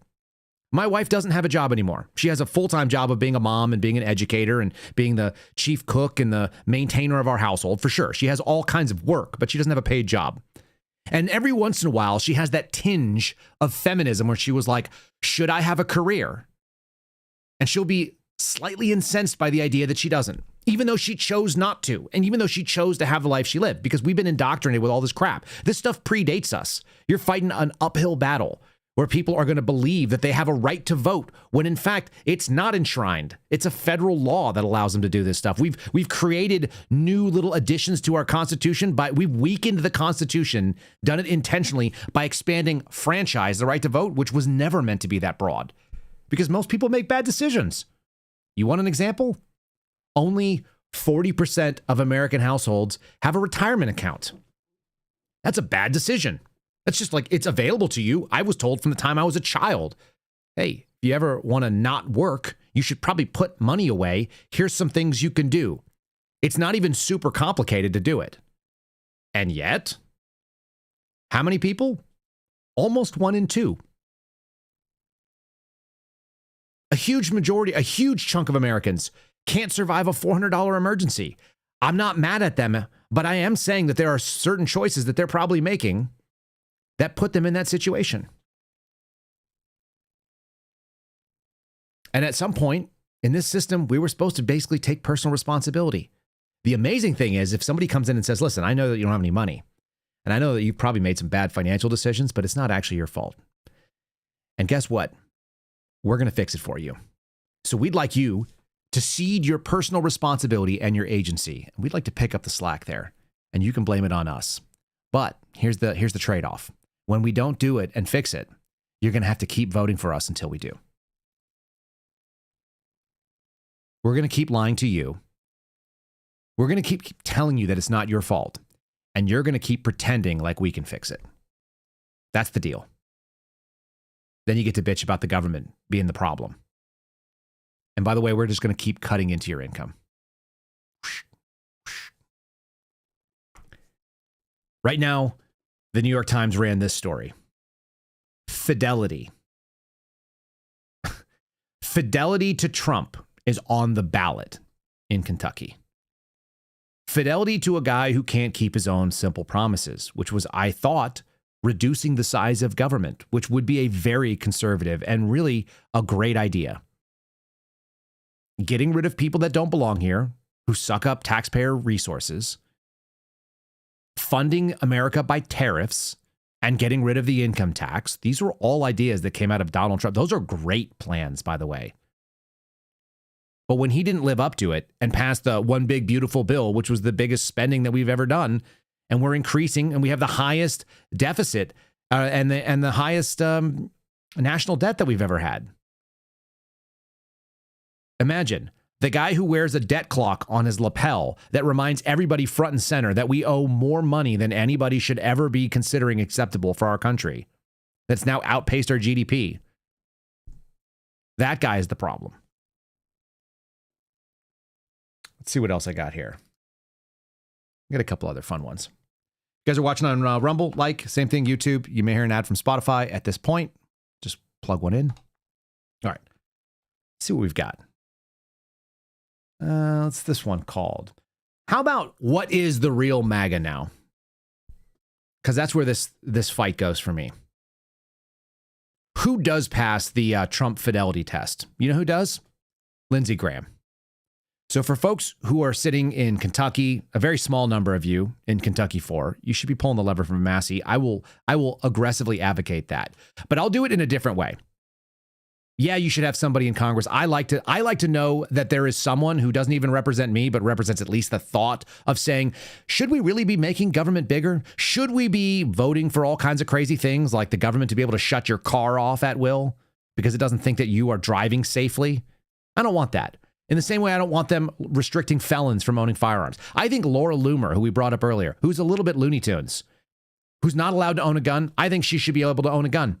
I have these things that I call principles. They're crazy. It's like either it's a right or it's not. And if it's in the Bill of Rights, then I think it actually is. And I think that it pre-exists our government the way that our founders did. I don't think that the ability to vote is a right per se. But I do think your ability to do self-defense is a pretty innate human thing. By the way, not only does our Bill of Rights say it, but so does the UN Charter on Human Rights. And I think people who I don't like should be able to own guns, and they should be they should be able to do these things. I think people who've been convicted of felonies, if they've served their time, you should be able to own a gun. And if you're not safe to be among us, then you shouldn't be among us. But you should be able to own a gun if you're out. Here is the real MAGA, which is flipped. Okay. It's no longer Tom Massie. It's no longer people who want small government. It's no longer people who want to put America first and not some other foreign interest or foreign nation. It doesn't matter whether it's Uganda or whether it's Nigeria or whether it's China or whether it's Israel. Shouldn't we be putting the people who think that this country is for this country first? Isn't that fair? Other countries do. I'm going to show you how much he's flipped over the years. And it's not just Donald Trump says whatever is necessary to placate his enemies to get a deal. Because I've got a piece from China from the most recent meeting here. This is why Massie is in trouble and why Lindsey Graham is fine. This will actually make you sick. So get your barf bags. News overnight. Senator Bill Cassidy losing his primary in Louisiana. You worked closely with Senator Bill Cassidy on a range of different issues, including a plan to replace Obamacare. He, of course, voted to convict President Trump back in 2021 in the impeachment trial. Now he's lost his seat. Are you glad that Senator Cassidy is no longer going to be your colleague, Senator? No, I like Bill. I thought he's a great senator, but he made a political decision. He voted to impeach President Trump, which would have ruined his political life. He could never run for office again. Massie's on the ballot Tuesday. He votes against Trump all the time. What's the headline? Trump strong. Those who try to destroy Trump politically stand in the way of his agenda are going to lose. Bill made a decision. What would LBJ do? Is it natural for a politician to go after people who try to destroy their political life? So Bill Cassidy's lost because he tried to destroy Trump. Massie's going to lose because he's trying to destroy the agenda. You can disagree with President Trump, but if you try to destroy him, you're going to lose because this is the party of Donald Trump. Very quickly, does his defeat send a message, if this is the party of Donald Trump, that there's no room in the party to break with President Trump? No, I just talked to him a few minutes ago. We have a difference. President Trump, you Yeah, talked to just a few minutes ago. There's no room in this party to destroy his agenda or to destroy him and his family as a Republican. Democrats do it all the time. If you align with Democrats to stop his agenda like Massie does, you're going to lose. If you align with Democrats to drive him out of office like Cassidy did, you're going to lose. I disagree with Trump on President Trump on occasion. He endorsed me. It's been enormously helpful to me. Thank you, President Trump, for endorsing me. It's helped me in my primary. It's just a reality, and it's a good reality. I think President Trump's doing a hell of a good job, and if you try to destroy him, you're going to get destroyed. That's the takeaway. All right, Senator Lindsey Graham, thank you so much for being here in person. Thank you. Gross. The most expensive primary of all time. One nation under this guy. If you break with him, but what if you break with him and then you come back? I will argue to you that tonight, Donald Trump could flip the script. He could go out and say, I was just kidding. Tom Massie's the best. He's the greatest. He's always been the greatest. I was just playing with you. Q or whatever. And you would have every single person that's theoretically an Ed Galrain supporter and all the influencer idiots would immediately flip on a dime. And the reason I know that is because Lindsey Graham used to say the exact opposite. And Thomas Massie never, literally never, we've had private conversations about this. He's like, I don't attack President Trump. Trump says nasty things about the man, and he doesn't do it. Why? Because it's not smart politically. And I don't think he has a lot of animosity. Like, Tom Massie strikes me as a genuinely measured human being. Not like me. If you attacked my wife, it's on. Forever, probably. Like, I cut off friendships over that. You say something crappy about my wife, like, I'll cut you out forever. I don't even care if you're my family member. It's like, we're done. She's more important than you. The end. She's more important than politics. She's more important than this job. The end. For you. That's not how Massie is. And yet, listen to this. Because that same guy that had the Donald Trump's testicles sitting on his chin. Yeah, I said that too. Said this only a few years ago. 180% flip. Complete kick flip. What is your reaction to hearing what Donald Trump says? I'm disgusted. Well, I want to talk to the Trump supporters for a minute. I don't know do who that. you are, and I don't know why you like this guy. I think what you like about him, he appears to be strong when the rest of us are weak. He's a very successful businessman, and he's going to make everything great. He's going to take all the problems of the world and put them in a box and make your life better. That's what he's selling. Here's what you're buying. He's a race-baiting, xenophobic, religious bigot. He doesn't represent my party. He doesn't represent the values that the men and women who wear the uniform are fighting for. I've been in the Air Force for 33 years. I retired this June. He's the ISIL Man of the Year, by the way. He just got back from Iraq a week ago this Monday. I know, we interviewed you live from there. You were with Senator John McCain, and you were going into Iraq to get a status report. What were they saying there about all of this? The military leadership and the diplomatic corps. Now, we have young men and women in harm's way all over the world, particularly in the Mideast. They were concerned about this rhetoric because the enemy will use it against us. So what was a concern last week has to be DEFCON 4 this week. Because what Mr. Trump is doing, and I don't think he has a clue about anything, he's just trying to get his numbers up and get the biggest reaction he can. He's putting our soldiers and diplomats at risk. He's empowering the enemy. And this ban, if it's actually enacted, would take people who have been interpreters who came to our side in Iraq and Afghanistan who are under siege in their own countries and basically becomes a death sentence for them. You're saying he's empowering the enemy. Yes. You draw a direct line between his rhetoric and what, recruitment for ISIS? Yeah, they use that to turn the region against us. Our diplomats and military commanders were very worried when the guy was going to burn the Koran. Remember that, the guy in Florida? Yep. I've been there 36 times. I can tell you that most Muslims, most people in the faith, reject this radical ideology. The reason we'll win this war is because very few fathers and mothers want to turn their daughters over to ISIL. The way you win the war, just don't kill terrorists. You invest in the lives of others. Young people in the Mideast are less sectarian. That's where we should be investing. Giving a young woman a voice about her children in the Mideast is the ultimate antidote to terrorism. That's how. Yeah, I remember that guy. Donald Trump is really bad. He's helping Muslims. He's a traitor to America. He's giving aid and comfort to our enemies. That's the definition of treason. And, you know, Muslims are mostly good. We should be working with them, trying to improve their lives. Did you hear all that stuff? Where's that guy today? Well, the Israeli lobby has switched their commentary. So now Muslims are all bad. And we need to go after all those countries. We need to bomb them. We need to bomb them like there's no tomorrow. We need to get rid of all the bombs that we have so we can build more bombs and then drop those bombs. That's the current thing.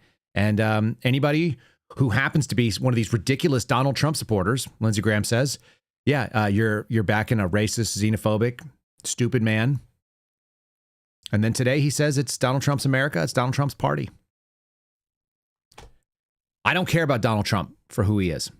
I don't think he was a good person. I don't think he ever was. I never actually held those beliefs. And I think I've been pretty clear that transactionally, he was a better choice. The reason that Donald Trump was a better choice in November of 2024, if we even believe that we get a choice on that, and I've been less and less convinced of that as it goes on, would be because of the promises. If your policy when you're in is not to just try to do every single thing, every single statement you make should be tied into the things that put you in that place. The people that believed in you. What do they want you to do? Seal the border, carry out deportations, end inflation, make America affordable, give America energy dominance, stop outsourcing and bringing people into our country, cut taxes because they don't have a right to your money, defend a Bill of Rights, defend fundamental freedoms, defend the Constitution, stop starting new wars, especially in the Middle East. These are all things that are on the Agenda 47. Stop weaponizing our government and letting it come after us. Do you know how you would do that? You would dismantle organizations that would be able to do it that Jim Comey was talking about. You can modernize the military and make it very powerful without utilizing the military. And then you get into some of his sort of more democratic ideals, like protecting Social Security and Medicaid with no cuts. Ugh. And then some things that don't really affect most of us at all. Cancel the electric vehicle mandate. There'll be exceptions to that. Obviously, they couldn't carry that out. Critical race theory. Okay, fine. Women and men's sports. Fine. How about secure the elections? That'd be really important. And the most important thing, which would be really, really simple, would be unite Americans behind a common belief that America is a good place to be and that we have record success. That was his number 20. That was the wrap up. It turns out he's turned every single thing away from that. Here's CBS News reporting as of this morning. Stress and uncertainty are dominant as the economy views decline. People are disappointed and many voice frustration with Donald Trump's economic approach. The one big claim that you heard Lindsey Graham make, that was almost 10 years ago, was that he's a businessman who understands the pain points and he's going to fix things like the economy. Big numbers of Americans are concerned and stressed about finances, and the feelings of being secure and content are down from this time last year. They are decreasing. Those ratings have long been low, but they are sliding even lower. Donald Trump did not create this problem. It came from the previous administration and many before, but he didn't make good on promises to make it any better. And it turns out starting a war is probably not going to help it. Three quarters say incomes are not keeping up with inflations. Americans describe the economy as uncertain, both in short term and long term. Here's a quick graph you guys can look. This is not a good trend. February 2025, saying the United States economy is good, 33%. It went up by the first summer. The first 6 months, people thought, hey, maybe this guy's got it under control. It went up to about 40%, 39% here. And now it's dropped back down another 10%. It's at its lowest level in the presidency. Why would that be? Maybe because the guy keeps touting things that are not making people feel like they're winning. About 1 to 2% of people make their money on the stock market on a daily basis. That's their annual income. About 60% of people have money invested in, but they're not going to be able to touch it for probably decades. claiming the Dow is super high is not going to be the win that makes anybody feel good about it. And all that does, in my opinion, it justifies whatever the election apparatus is to be able to install whoever you need to install. As long as the public narrative is in line with what goes on in the election, then you can do anything you want. You don't have to show receipts for that. Luckily, our DOJ won't investigate it. We'll get a report in maybe a decade. Trump voters. Alex says, I voted for you 3 times. He can't handle the costs. And he's not for this foreign conflict. I hate it, bro. He's not for the foreign conflict. But Roy in Pennsylvania, he's a retired farmer. He can't handle the fuel going up. And he says he's going to come down disappointed. very fast. And well, so, look, disappointed. I'm just telling you what they say. When you say to him, Roy, Alex, we got a problem. We just hit the highest stock market price ever. By the way, then, when I went in. Now, again, it's higher. With the war, it's higher than it was when I went in. Think of that. I agree. The 401ks at their all-time high. There are more people working right now in the United States of America than at any point ever in the history of our country. Detroit Free Press.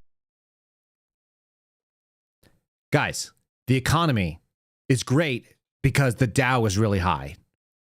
You're seeing this stuff being reported in the New York Times and Bloomberg. This is a story by Bloomberg. It's behind the paywall. I'll give you guys a link to be able to read it. It's behind the paywall. It says Trump's more than 3,700 trades astonish Wall Street insiders. Donald Trump's latest financial disclosures show that he or his investment advisors have made more than 3,700 trades in the first quarter, involving major companies that have dealings with his administration. The transactions, which include purchases and sales in broad ranges, have raised conflict of interest concerns and questions about the potential dollar values of the trade. Trump's disclosures have sparked criticism and surprise from those on Wall Street, with one expert saying the volume of trading is an insane amount of trades, and others saying they're baffled by the amount of trading. One of the questions that's popped up is, are we dealing with somebody who is profiting from the system because he realizes this is his last grab at it? We've seen announcements made strategically while insider trading or what appears to be insider type bets are being made in shorts to the tune of billions of dollars. It says his latest financial disclosures show that they've made more than 3,700 trades in the first quarter, a fury totaling tens of millions of dollars and involving major companies. The transactions are spelled out in more than 100 pages of documents filed Thursday with the United States Office of Government Ethics. They list the purchases and the sales in broad ranges, making it hard to calculate an exact value. But the volume of trading, which averaged more than 40 per day over a 3-month period, stand out as much as the potential dollar value. 40 trades a day. It's an insane amount of trades, says Matt Tuttle, executive officer at Tuttle Capital Management, a hedge fund with... It says it looks more like something done by a hedge fund with a massive algorithmic trading that buys and shorts securities than a personal account. In the first quarter, the president bought more than, or at least $1 million in each of the following companies: NVIDIA, Oracle, Microsoft, Boeing, Costco. Other trades involved eBay, Abbott Laboratories, Uber Technologies, AT&T, Dollar Tree. Look at this. These are your trades that are between $100,000 and $250,000. He bought 241, sold 127. That's more trades than I've ever done in my whole life. How about trades that they do that's 500,000 to $1 million? 49 buys, 30 sales. That's more trades than I've ever done in my whole life.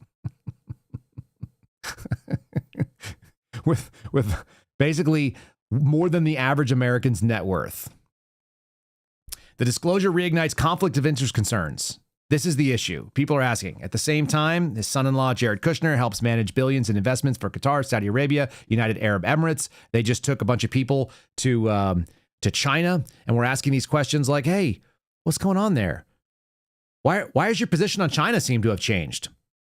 Nobody would ask that position change if the thing we were dealing with was Donald Trump flatters his enemy and then he gets what he said he was going to get. If people were like, well, he lies to people's faces to get what we need and then he does the thing that we hope he'll do.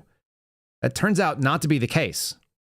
Often, we're seeing complete flips. Remember, he told us we were all going to, maybe he's lying to our faces is what it comes down to.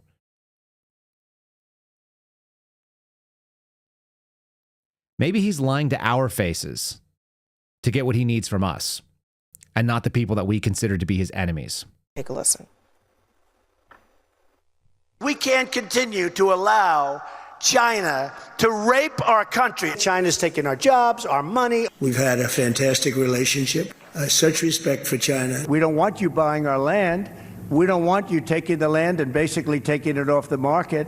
You want to see farm prices drop? You want to see farmers lose a lot of money? Just take that out of the market. There are about 31%, almost 31% of foreigners coming to Harvard. It's too much because we have Americans that want to go there. I could tell them, I don't want any students.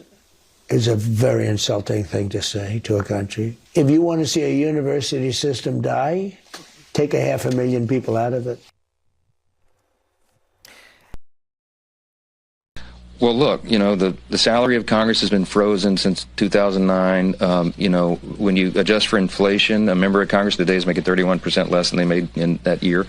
It goes down every year. And over time, if you stay on this trajectory, you're going to have less qualified people who are willing to make the extreme sacrifice to run for Congress. I mean, it's just people just make a reasonable decision as a family on whether or not they can come and move to Washington, have a residence here, a residence at home, and do all the things that are required.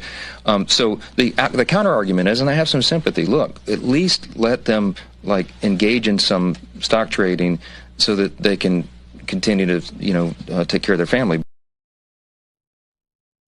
Can we just let some insider trading happen, please? That was the Speaker of the House, a.k.a. Smithers. That's Mike Johnson telling you that they make $174,000 a year, and it's an extreme sacrifice to run for Congress. That's why they need to be able to do stock trading. He makes $223,000 a year.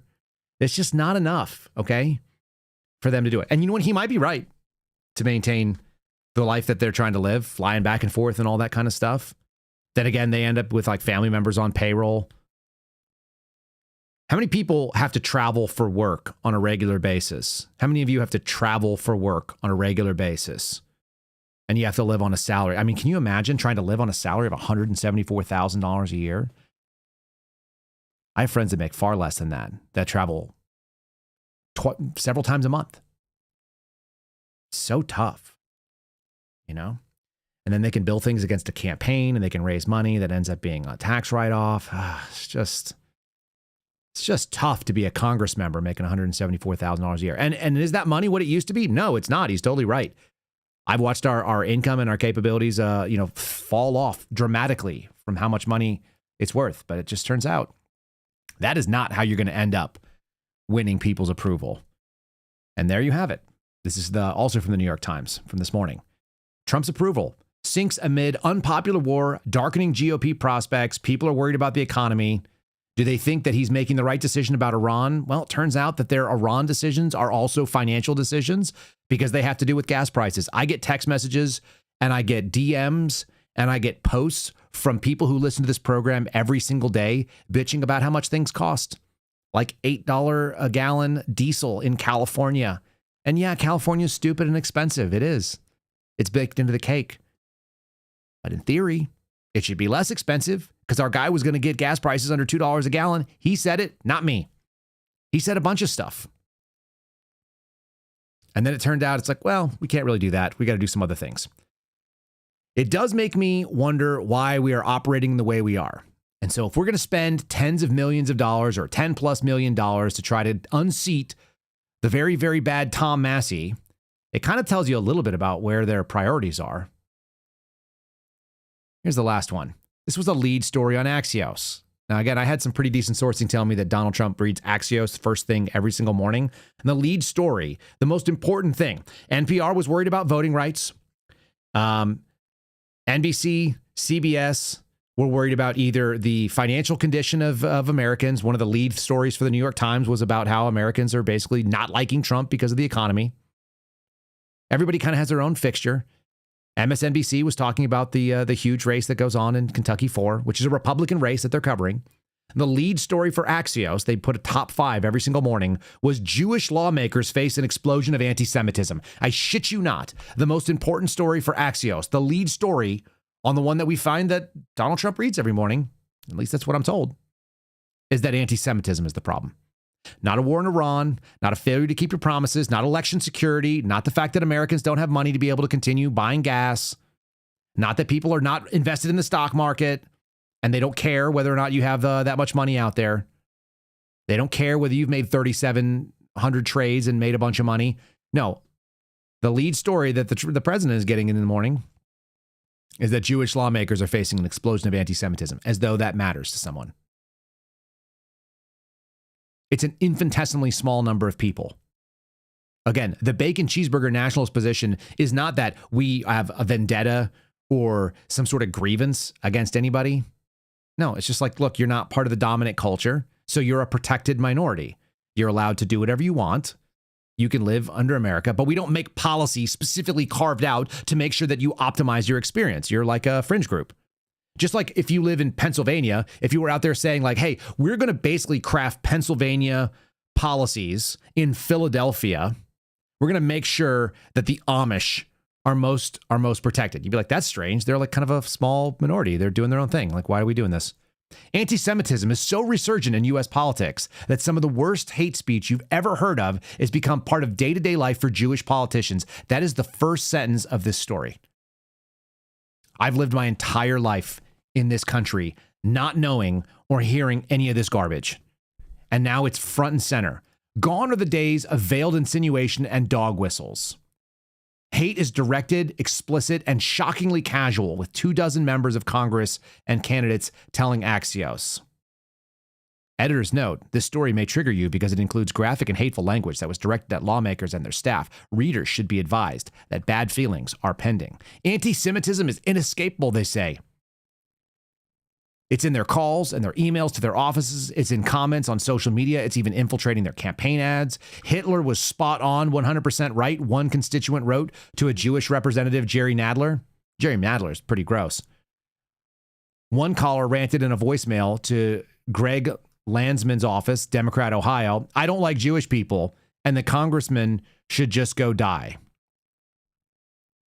Representative Max Miller, Republican, received a voicemail saying anti-Semitism is on the rise because you guys think you own the effing world. And you guys are going to be shot dead every effing day. So mad people have the ability to call out things. How many of these are out there?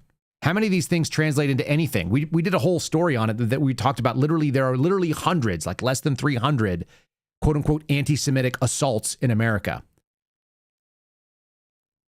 And that is a busy week in a medium-sized to small-sized town. 300 assaults. That's the whole nation that are attributed to that. It's just not the issue that they claim it is. Here you go. Hard Reich PAC supporting Tom Massie ran an ad portraying a Jewish donor, Paul Singer, alongside a Rainbow Star of David, which was first reported on by Axios. Oh, there you go. No wonder Donald Trump likes this. Seth Magaziner called it the most brazen example of an anti-Semitic political ad I've ever seen in years. It sent off a frenzy of private discussions among congressional Jewish caucus members this week. According to multiple sources, lawmakers are rattled about the current state of the American political discourse. Well, the problem is that you have somebody who did what? Put $250 million into our president's pocket, and then he told me through public speeches that buys full access whenever you need to, for as long as you need to. And so people go like, yeah, well, that's kind of not an American position. We kind of thought that we were all being represented. What you told them is that they could buy Congress and that they rightly should, and that Congress should be focused not on American issues, but on Israeli issues, which is why you end up with Tucker Carlson, who was one of the biggest voices in favor of Donald Trump. He was one of the biggest voices in the, let's call it, I don't know, political right, maybe lowercase c conservative. Most of the stuff I've ever heard Tucker talk about was pretty dialed in. I was like, yeah, I agree with almost all that. Maybe a few things that are different experiences, but generally speaking, we're on the same page. So why is it that we're now hearing this and we're hearing crying about it? Let me play you one other kind of crazy thing that I didn't even know about. This goes back something that I didn't know existed for my whole life. I'll probably end with this. How many of you have ever heard the jingle about cars for kids? I grew up in a radio family. I'm almost positive that the radio station my dad ran the entire time I was a child, all the radio stations, ran Cars for Kids ads. They were almost a staple of news networks. They would run these like 60-second ads or 30-second ads with a jingle, 1-800 Cars for Kids, 1-877 Cars for Kids, whatever the number was. And then you would give money and you'd give your old cars to them, and then they would come pick it up, and then they'd sell it off, and then they would help kids somehow. Did you guys know that was actually just benefiting like a Jewish organization in New Jersey? Because I didn't. And California just ruled on that. I listened to these ads for freaking years. I'm 44 years old. I remember them when I was a young kid. Here we go. 1-877 Cars for Kids. K-A-R-S Cars for Kids. 1-877 Cars for Kids. Donate your car today. Donate online at carsforkids.com. That's cars with a K. Pickup is quick and easy. You'll get a vacation voucher and maximum tax deduction. 1-877 Cars for Kids. Donate your car today. Okay, well, there's that. Jews scam Americans with fake charities. Cars for Kids ads were just banned in California because the money doesn't actually help impoverished kids. All of the money goes directly to a Jewish organization called URA, which funds Jewish schools in Lakewood, New Jersey. Also, they bought a $16.5 million building in Israel, according to the New York Times. The fundraisers claim it's well known we're a Jewish organization, but their advertisements would not tell you this. Their advertisements just show a bunch of kids dancing around. I suppose Cars for Jews doesn't have the same ring to it. Trial testimony and IRS Form 990 filings show that California donates around 30,000 cars every year, 25% of the charity's national vehicle intake, but they have no functional charity within California. The court cross-examined the Cars for Kids chief operating officer, Esti Landau, and revealed 60% of Cars for Kids' total annual revenues, $45 million, flow directly to URA to fund tuition subsidies for Orthodox Jewish day schools, Orthodox summer camps in upstate New York, and matchmaking services for Jews, as well as gap year trips to Israel for 17 and 18-year-olds. Many Jewish organizations are like this. The International Fellowship of Christians and Jews, founded in 1983 by Rabbi Yeshiel Epstein, currently led by his daughter, Yael Epstein, just takes money from Christians and gives it to Jews. Fellowship's advertising, much like Cars for Kids, relies heavily on aggressive, emotionally driven direct mail campaigns and televised begging, featuring high production imagery of impoverished, starving Holocaust survivors. An analysis of the IFCJ's financial structure based on IRS Form 990 filings shows for every $100 raised, 58% of the proceeds goes to Jewish NGOs in the United States and Israeli organizations. The fellowship dedicates tens of millions of dollars every single year for American Jews to travel to Israel. They spend 27% of their budget on advertising. They spend 15% on staff compensation, like their CEO's $800,000 salary. Any excess revenue goes into their investment portfolio, which totals well over $140 million. There are dozens of these charities in the United States. You think that you're doing something good, but what is it actually doing? Well, these people are using it for their own private interests, enriching themselves and helping their ethnic group, their community, to assert political dominance in a local region and to influence America's politics. Well, you know, the biggest change I've seen in Congress is Israel literally owned Congress. You understand that 10 years ago, 15 years ago. And it was so powerful. It was so powerful. And today it's almost the opposite. You have between AOC and Omar and these people that hate Israel. They hate it with a passion. They're controlling Congress, and Israel is not a force in Congress anymore. It's just amazing. I've never seen such a change. And we're not talking about over a very long period of time, but I think you know exactly what I'm saying. They had such power. Israel had such power, and rightfully, over Congress, and now it doesn't. It's incredible, actually.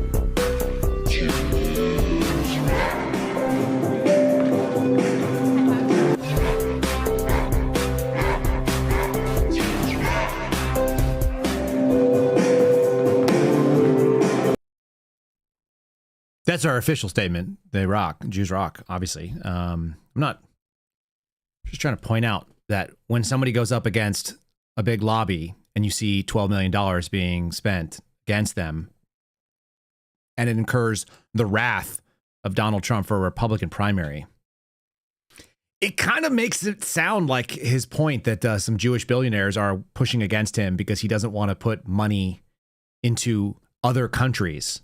Like, Tom Massie is anti-foreign aid, period, which seems like a really America first position. But apparently that's actually anti-Semitic, as documented by Axios. They're very upset about this, that people who are literally from not this country, who may be dual citizens now, are throwing money against him in a safe Republican primary. At the end of the day, what's more important? Having $12 million to flip a seat that you might want to have to be able to add a +1, or do you want to fight for that already +1 red district and try to knock out a guy that you claim blocks the agenda? He's one vote. Tom Massie's utility is that he is a dissonant voice that needs to be had. He's the guy that represents that Marine that we played you earlier that says, hey, by the way, I hate Republicans, but it's not because I'm a Democrat. It's because Republicans are not conservative, period. The end. That's all we want. We just want you to do the freaking thing you said you were going to do. And since you're not, we at least like to know that there's somebody out there that's going to make a little bit of noise and at least rattle and put you on the record. One guy who says maybe we shouldn't hand out tens or hundreds of millions of dollars over COVID. One guy who's going to step up and be like, hey, can we get at least a voice, like a non-voice vote? Can we get like a roll vote where people have to at least see what they did? One guy who's going to say, hey, Epstein transparency is important. You ran on it. I believe in it. I don't think pedophiles who hurt young women should be out there running free. And as a result of the actions of Massie and Ro Khanna and other people that you may or may not like is irrelevant. Lauren Boebert got on there, MTG. What did they do? Oh, they ended up like getting a prince in England arrested over it. And huge numbers of people that have significant interest in our political space and in our economic system. You know, the people that are benefiting from that big stock market piece. What happens? Oh, some are arrested. Some have lost their position. People are running scared. We still haven't seen real transparency. We still haven't seen any of the counterintelligence files that were out there, which obviously exist. But that was the cardinal sin. God forbid. And at the end of the day, what are we going to get? Are we going to get free and fair elections? Are we going to get the America agenda that you wanted? Probably not. But you might get some hearings, and you may get a report right after the power is turned over. I'm half hoping that Massie doesn't win in so much as at least then he won't be subject to this crap. And then they'll have to find a new boogeyman. And then we can really just admit that MAGA is whatever Donald Trump says, to include Lindsey Graham. Yuck, man. Just all gross. Thanks for watching today, guys. For those of you who are watching. And it's a growing number every week or so. We end up with a little bit more than previously. I'm just trying to be sane in a world that seems dumber and dumber, where we get less of what we said we were going to get. Oh, here's the last little thing on here. This is the last one, which this is an opportunity for something good. And for some reason, I just have this horrible sinking feeling it'll end up being used for something bad. The Trump administration has decided to drop a $10 billion lawsuit, and they're going to create a $1.776 billion Truth and Justice Commission to compensate people who were wronged by the federal government, but ABC News believes it'll just be allies. They're dropping an IRS suit because they, leaked his tax returns and they shouldn't have done that. He had a $10 billion lawsuit against them, which was absurd and ridiculous. And so as a guy who runs government now, and he's the top executive, he's going to create this like compensation fund for alleged victim of government weaponization, which is real, by the way. And many of you are those people. And many of the J6ers who didn't commit violent crimes are those people. Like, there's a real need for a compensation fund to be able to do that. The problem is we'll probably end up seeing it paid out to people that are scumbags, based on what I've seen. And you'll see the same problem of the same kind of people that were getting pardons and commutations and cases dropped by our DOJ when they were involved in insider trading, as long as they gave enough money to have access to the president. Anyway, I don't have the knee-jerk reaction that they're going to use this to do something evil. I just also think it's going to end up being more of the same, because what we keep seeing is that this government serves the people who have access to the government, and they're not regular people. It's just not you. None of you can walk down and book time and get an hour and a half with your congressperson. Shit, I came in out of an FBI office, booked an appointment saying I'm an FBI agent, I have whistleblower information, and I still didn't get face-to-face access with my congresswoman. I got her community relations manager and I got their law enforcement liaison. And the stuff I used and brought them ended up in Jim Jordan's committees, and they've been talking about them since I brought it to them in October of 2021. They've literally run campaigns on the things that I brought, and I still didn't get face-to-face time with my own congresswoman in a dumpy little district like New Mexico 2, which basically has one serious city in it, Las Cruces, New Mexico, which most of you couldn't find on a map. We don't have access to these people. So anyway, that's where the pessimism comes from. And I 100% end up in the same spot as this Marine that we just played earlier. I can't be a Republican because the Republicans are not me. I can be a dad, I can be a husband, and I can be a guy who lives in a totally normal household like many of you. So I've got a palate cleanse that has nothing to do with politics at all and has everything to do with that minor little conflict that continues to happen even in the person that you love the most. Your spouse is doing things that are creating more work for you. This video was sent to me by my wife, and now I'm sharing it with you. I think she must have resonated with this. I think all of us are always driving our loved ones a little bit nuts in a way that we don't mind, which is why I found this to be sort of a charming and completely unpolitical little bit. So let's do a palate cleanse. Take a deep breath. The week has started. Here we go. Here's some silly stuff. Husbands and wives driving each other nuts. Hi, I'm Joel. I cleaned the ceiling 3 times. I'm probably going to have to repaint it because somebody had a ketchup explosion in here. Hi, I'm Sarah. Don't mix baking soda and ketchup. Hi, I'm Joel. I finally JB welded the handle on the stove because someone kept opening it with her feet. Hi, I'm Sarah. It's like an extra pair of hands. Hi, I'm Joel. This is a fish that's covering a hole that I'm not going to fix because somebody was trying to get a spider with a glass bottle. It's part of the family now. Hi, I'm Sarah, and that spider did not stand a chance. Hi, I'm Joel. This is the disposer I change about once a year because somebody refuses to check and make sure there's no spoons in there. Hi, I'm Sarah, and I washed Final Destination. Look at this spoon. Almost serrated. It's disgusting. Throw it away. Throw the spoon away. Hi, I'm Joel. I had to install these locks up high where Sarah can't reach them, and I can also lock them just in case she gets a chair because somebody likes to leave this door open on 100-degree days because she's cold. Hi, I'm Sarah, and I'm 5'2", and I get cold. Hi, I'm Joel. This will be the 3rd time we replaced the windshield on Sarah's Jeep. There's a giant crack right here. She usually puts those in the day after we get the new windshield. Hi, I'm Sarah, and those rocks come out of nowhere. No, they don't. They come off the back of the dump trucks. I tell you to quit tailgating.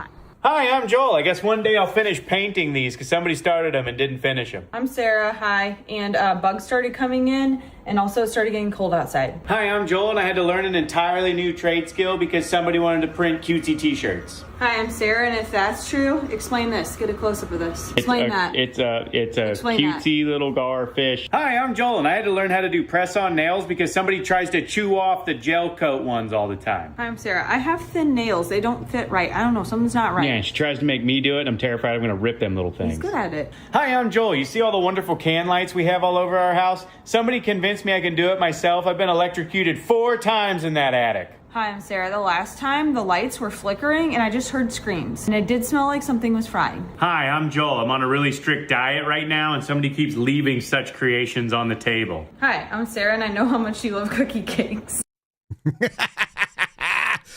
That's the hardest one of all of them at the end there. Every single time that a man decides, like, I'm gonna do something unilaterally, I'm gonna do some kick-ass thing, I'm gonna go carnivore, or I'm gonna go keto, or whatever it is, I'm gonna do a diet, and then like your wife takes up baking specifically right at the same exact moment. Like somehow you've co-aligned to come to this like brutal interference movement. Anyway, those are the things that most people know about, to be fair. They know about their wife putting holes in their ceiling because of spiders. Every single one of you has a serrated spoon. I've got like 4 or 5 as well. My wife also will not put her hand in a garbage disposal because she has either seen Final Destination or she can just imagine it. She doesn't know how they work. I understand that. We all have those experiences. That's the crazy thing. We have a lot more in common than we don't. And what we all have in common probably is that like someone is trying to lie to us to try to get us to quote unquote vote our way out of this thing. I just don't think it's happening. I just don't. But I can still laugh about regular people stuff. And I think we all should. Again, I think Americans, as a general rule, if we got on the same page, we're like, hey, all these people are stealing from us. They're all screwing us over. And they're all out there running interests that have nothing to do with us. And I'm sick of serrated spoons. Just throw those spoons away. I can't do it either. Maybe you guys can do it. Tell me what your trick is for throwing these damn spoons away. I've got 4 or 5 of them. I feel like I'd be a loss, but I probably own about 60 spoons. I'll probably be better off. All right, tell me how you guys get over the emotional burden of getting rid of the spoon. Thanks for being part of the program. Make sure you guys like on the way out the door if you haven't done so already. God bless all of you. I look forward to having an interesting week with you. And go Massie in Kentucky. Or not. Or we'll just find out that it's all bad. We'll see you on the other side. Have a good Monday. Thanks for listening to the Kyle Seraphin Show, streamed live weekdays on rumble.com/Kyle Seraphin. Follow Kyle on Twitter, Truth Social, and Instagram @Kyle Seraphin.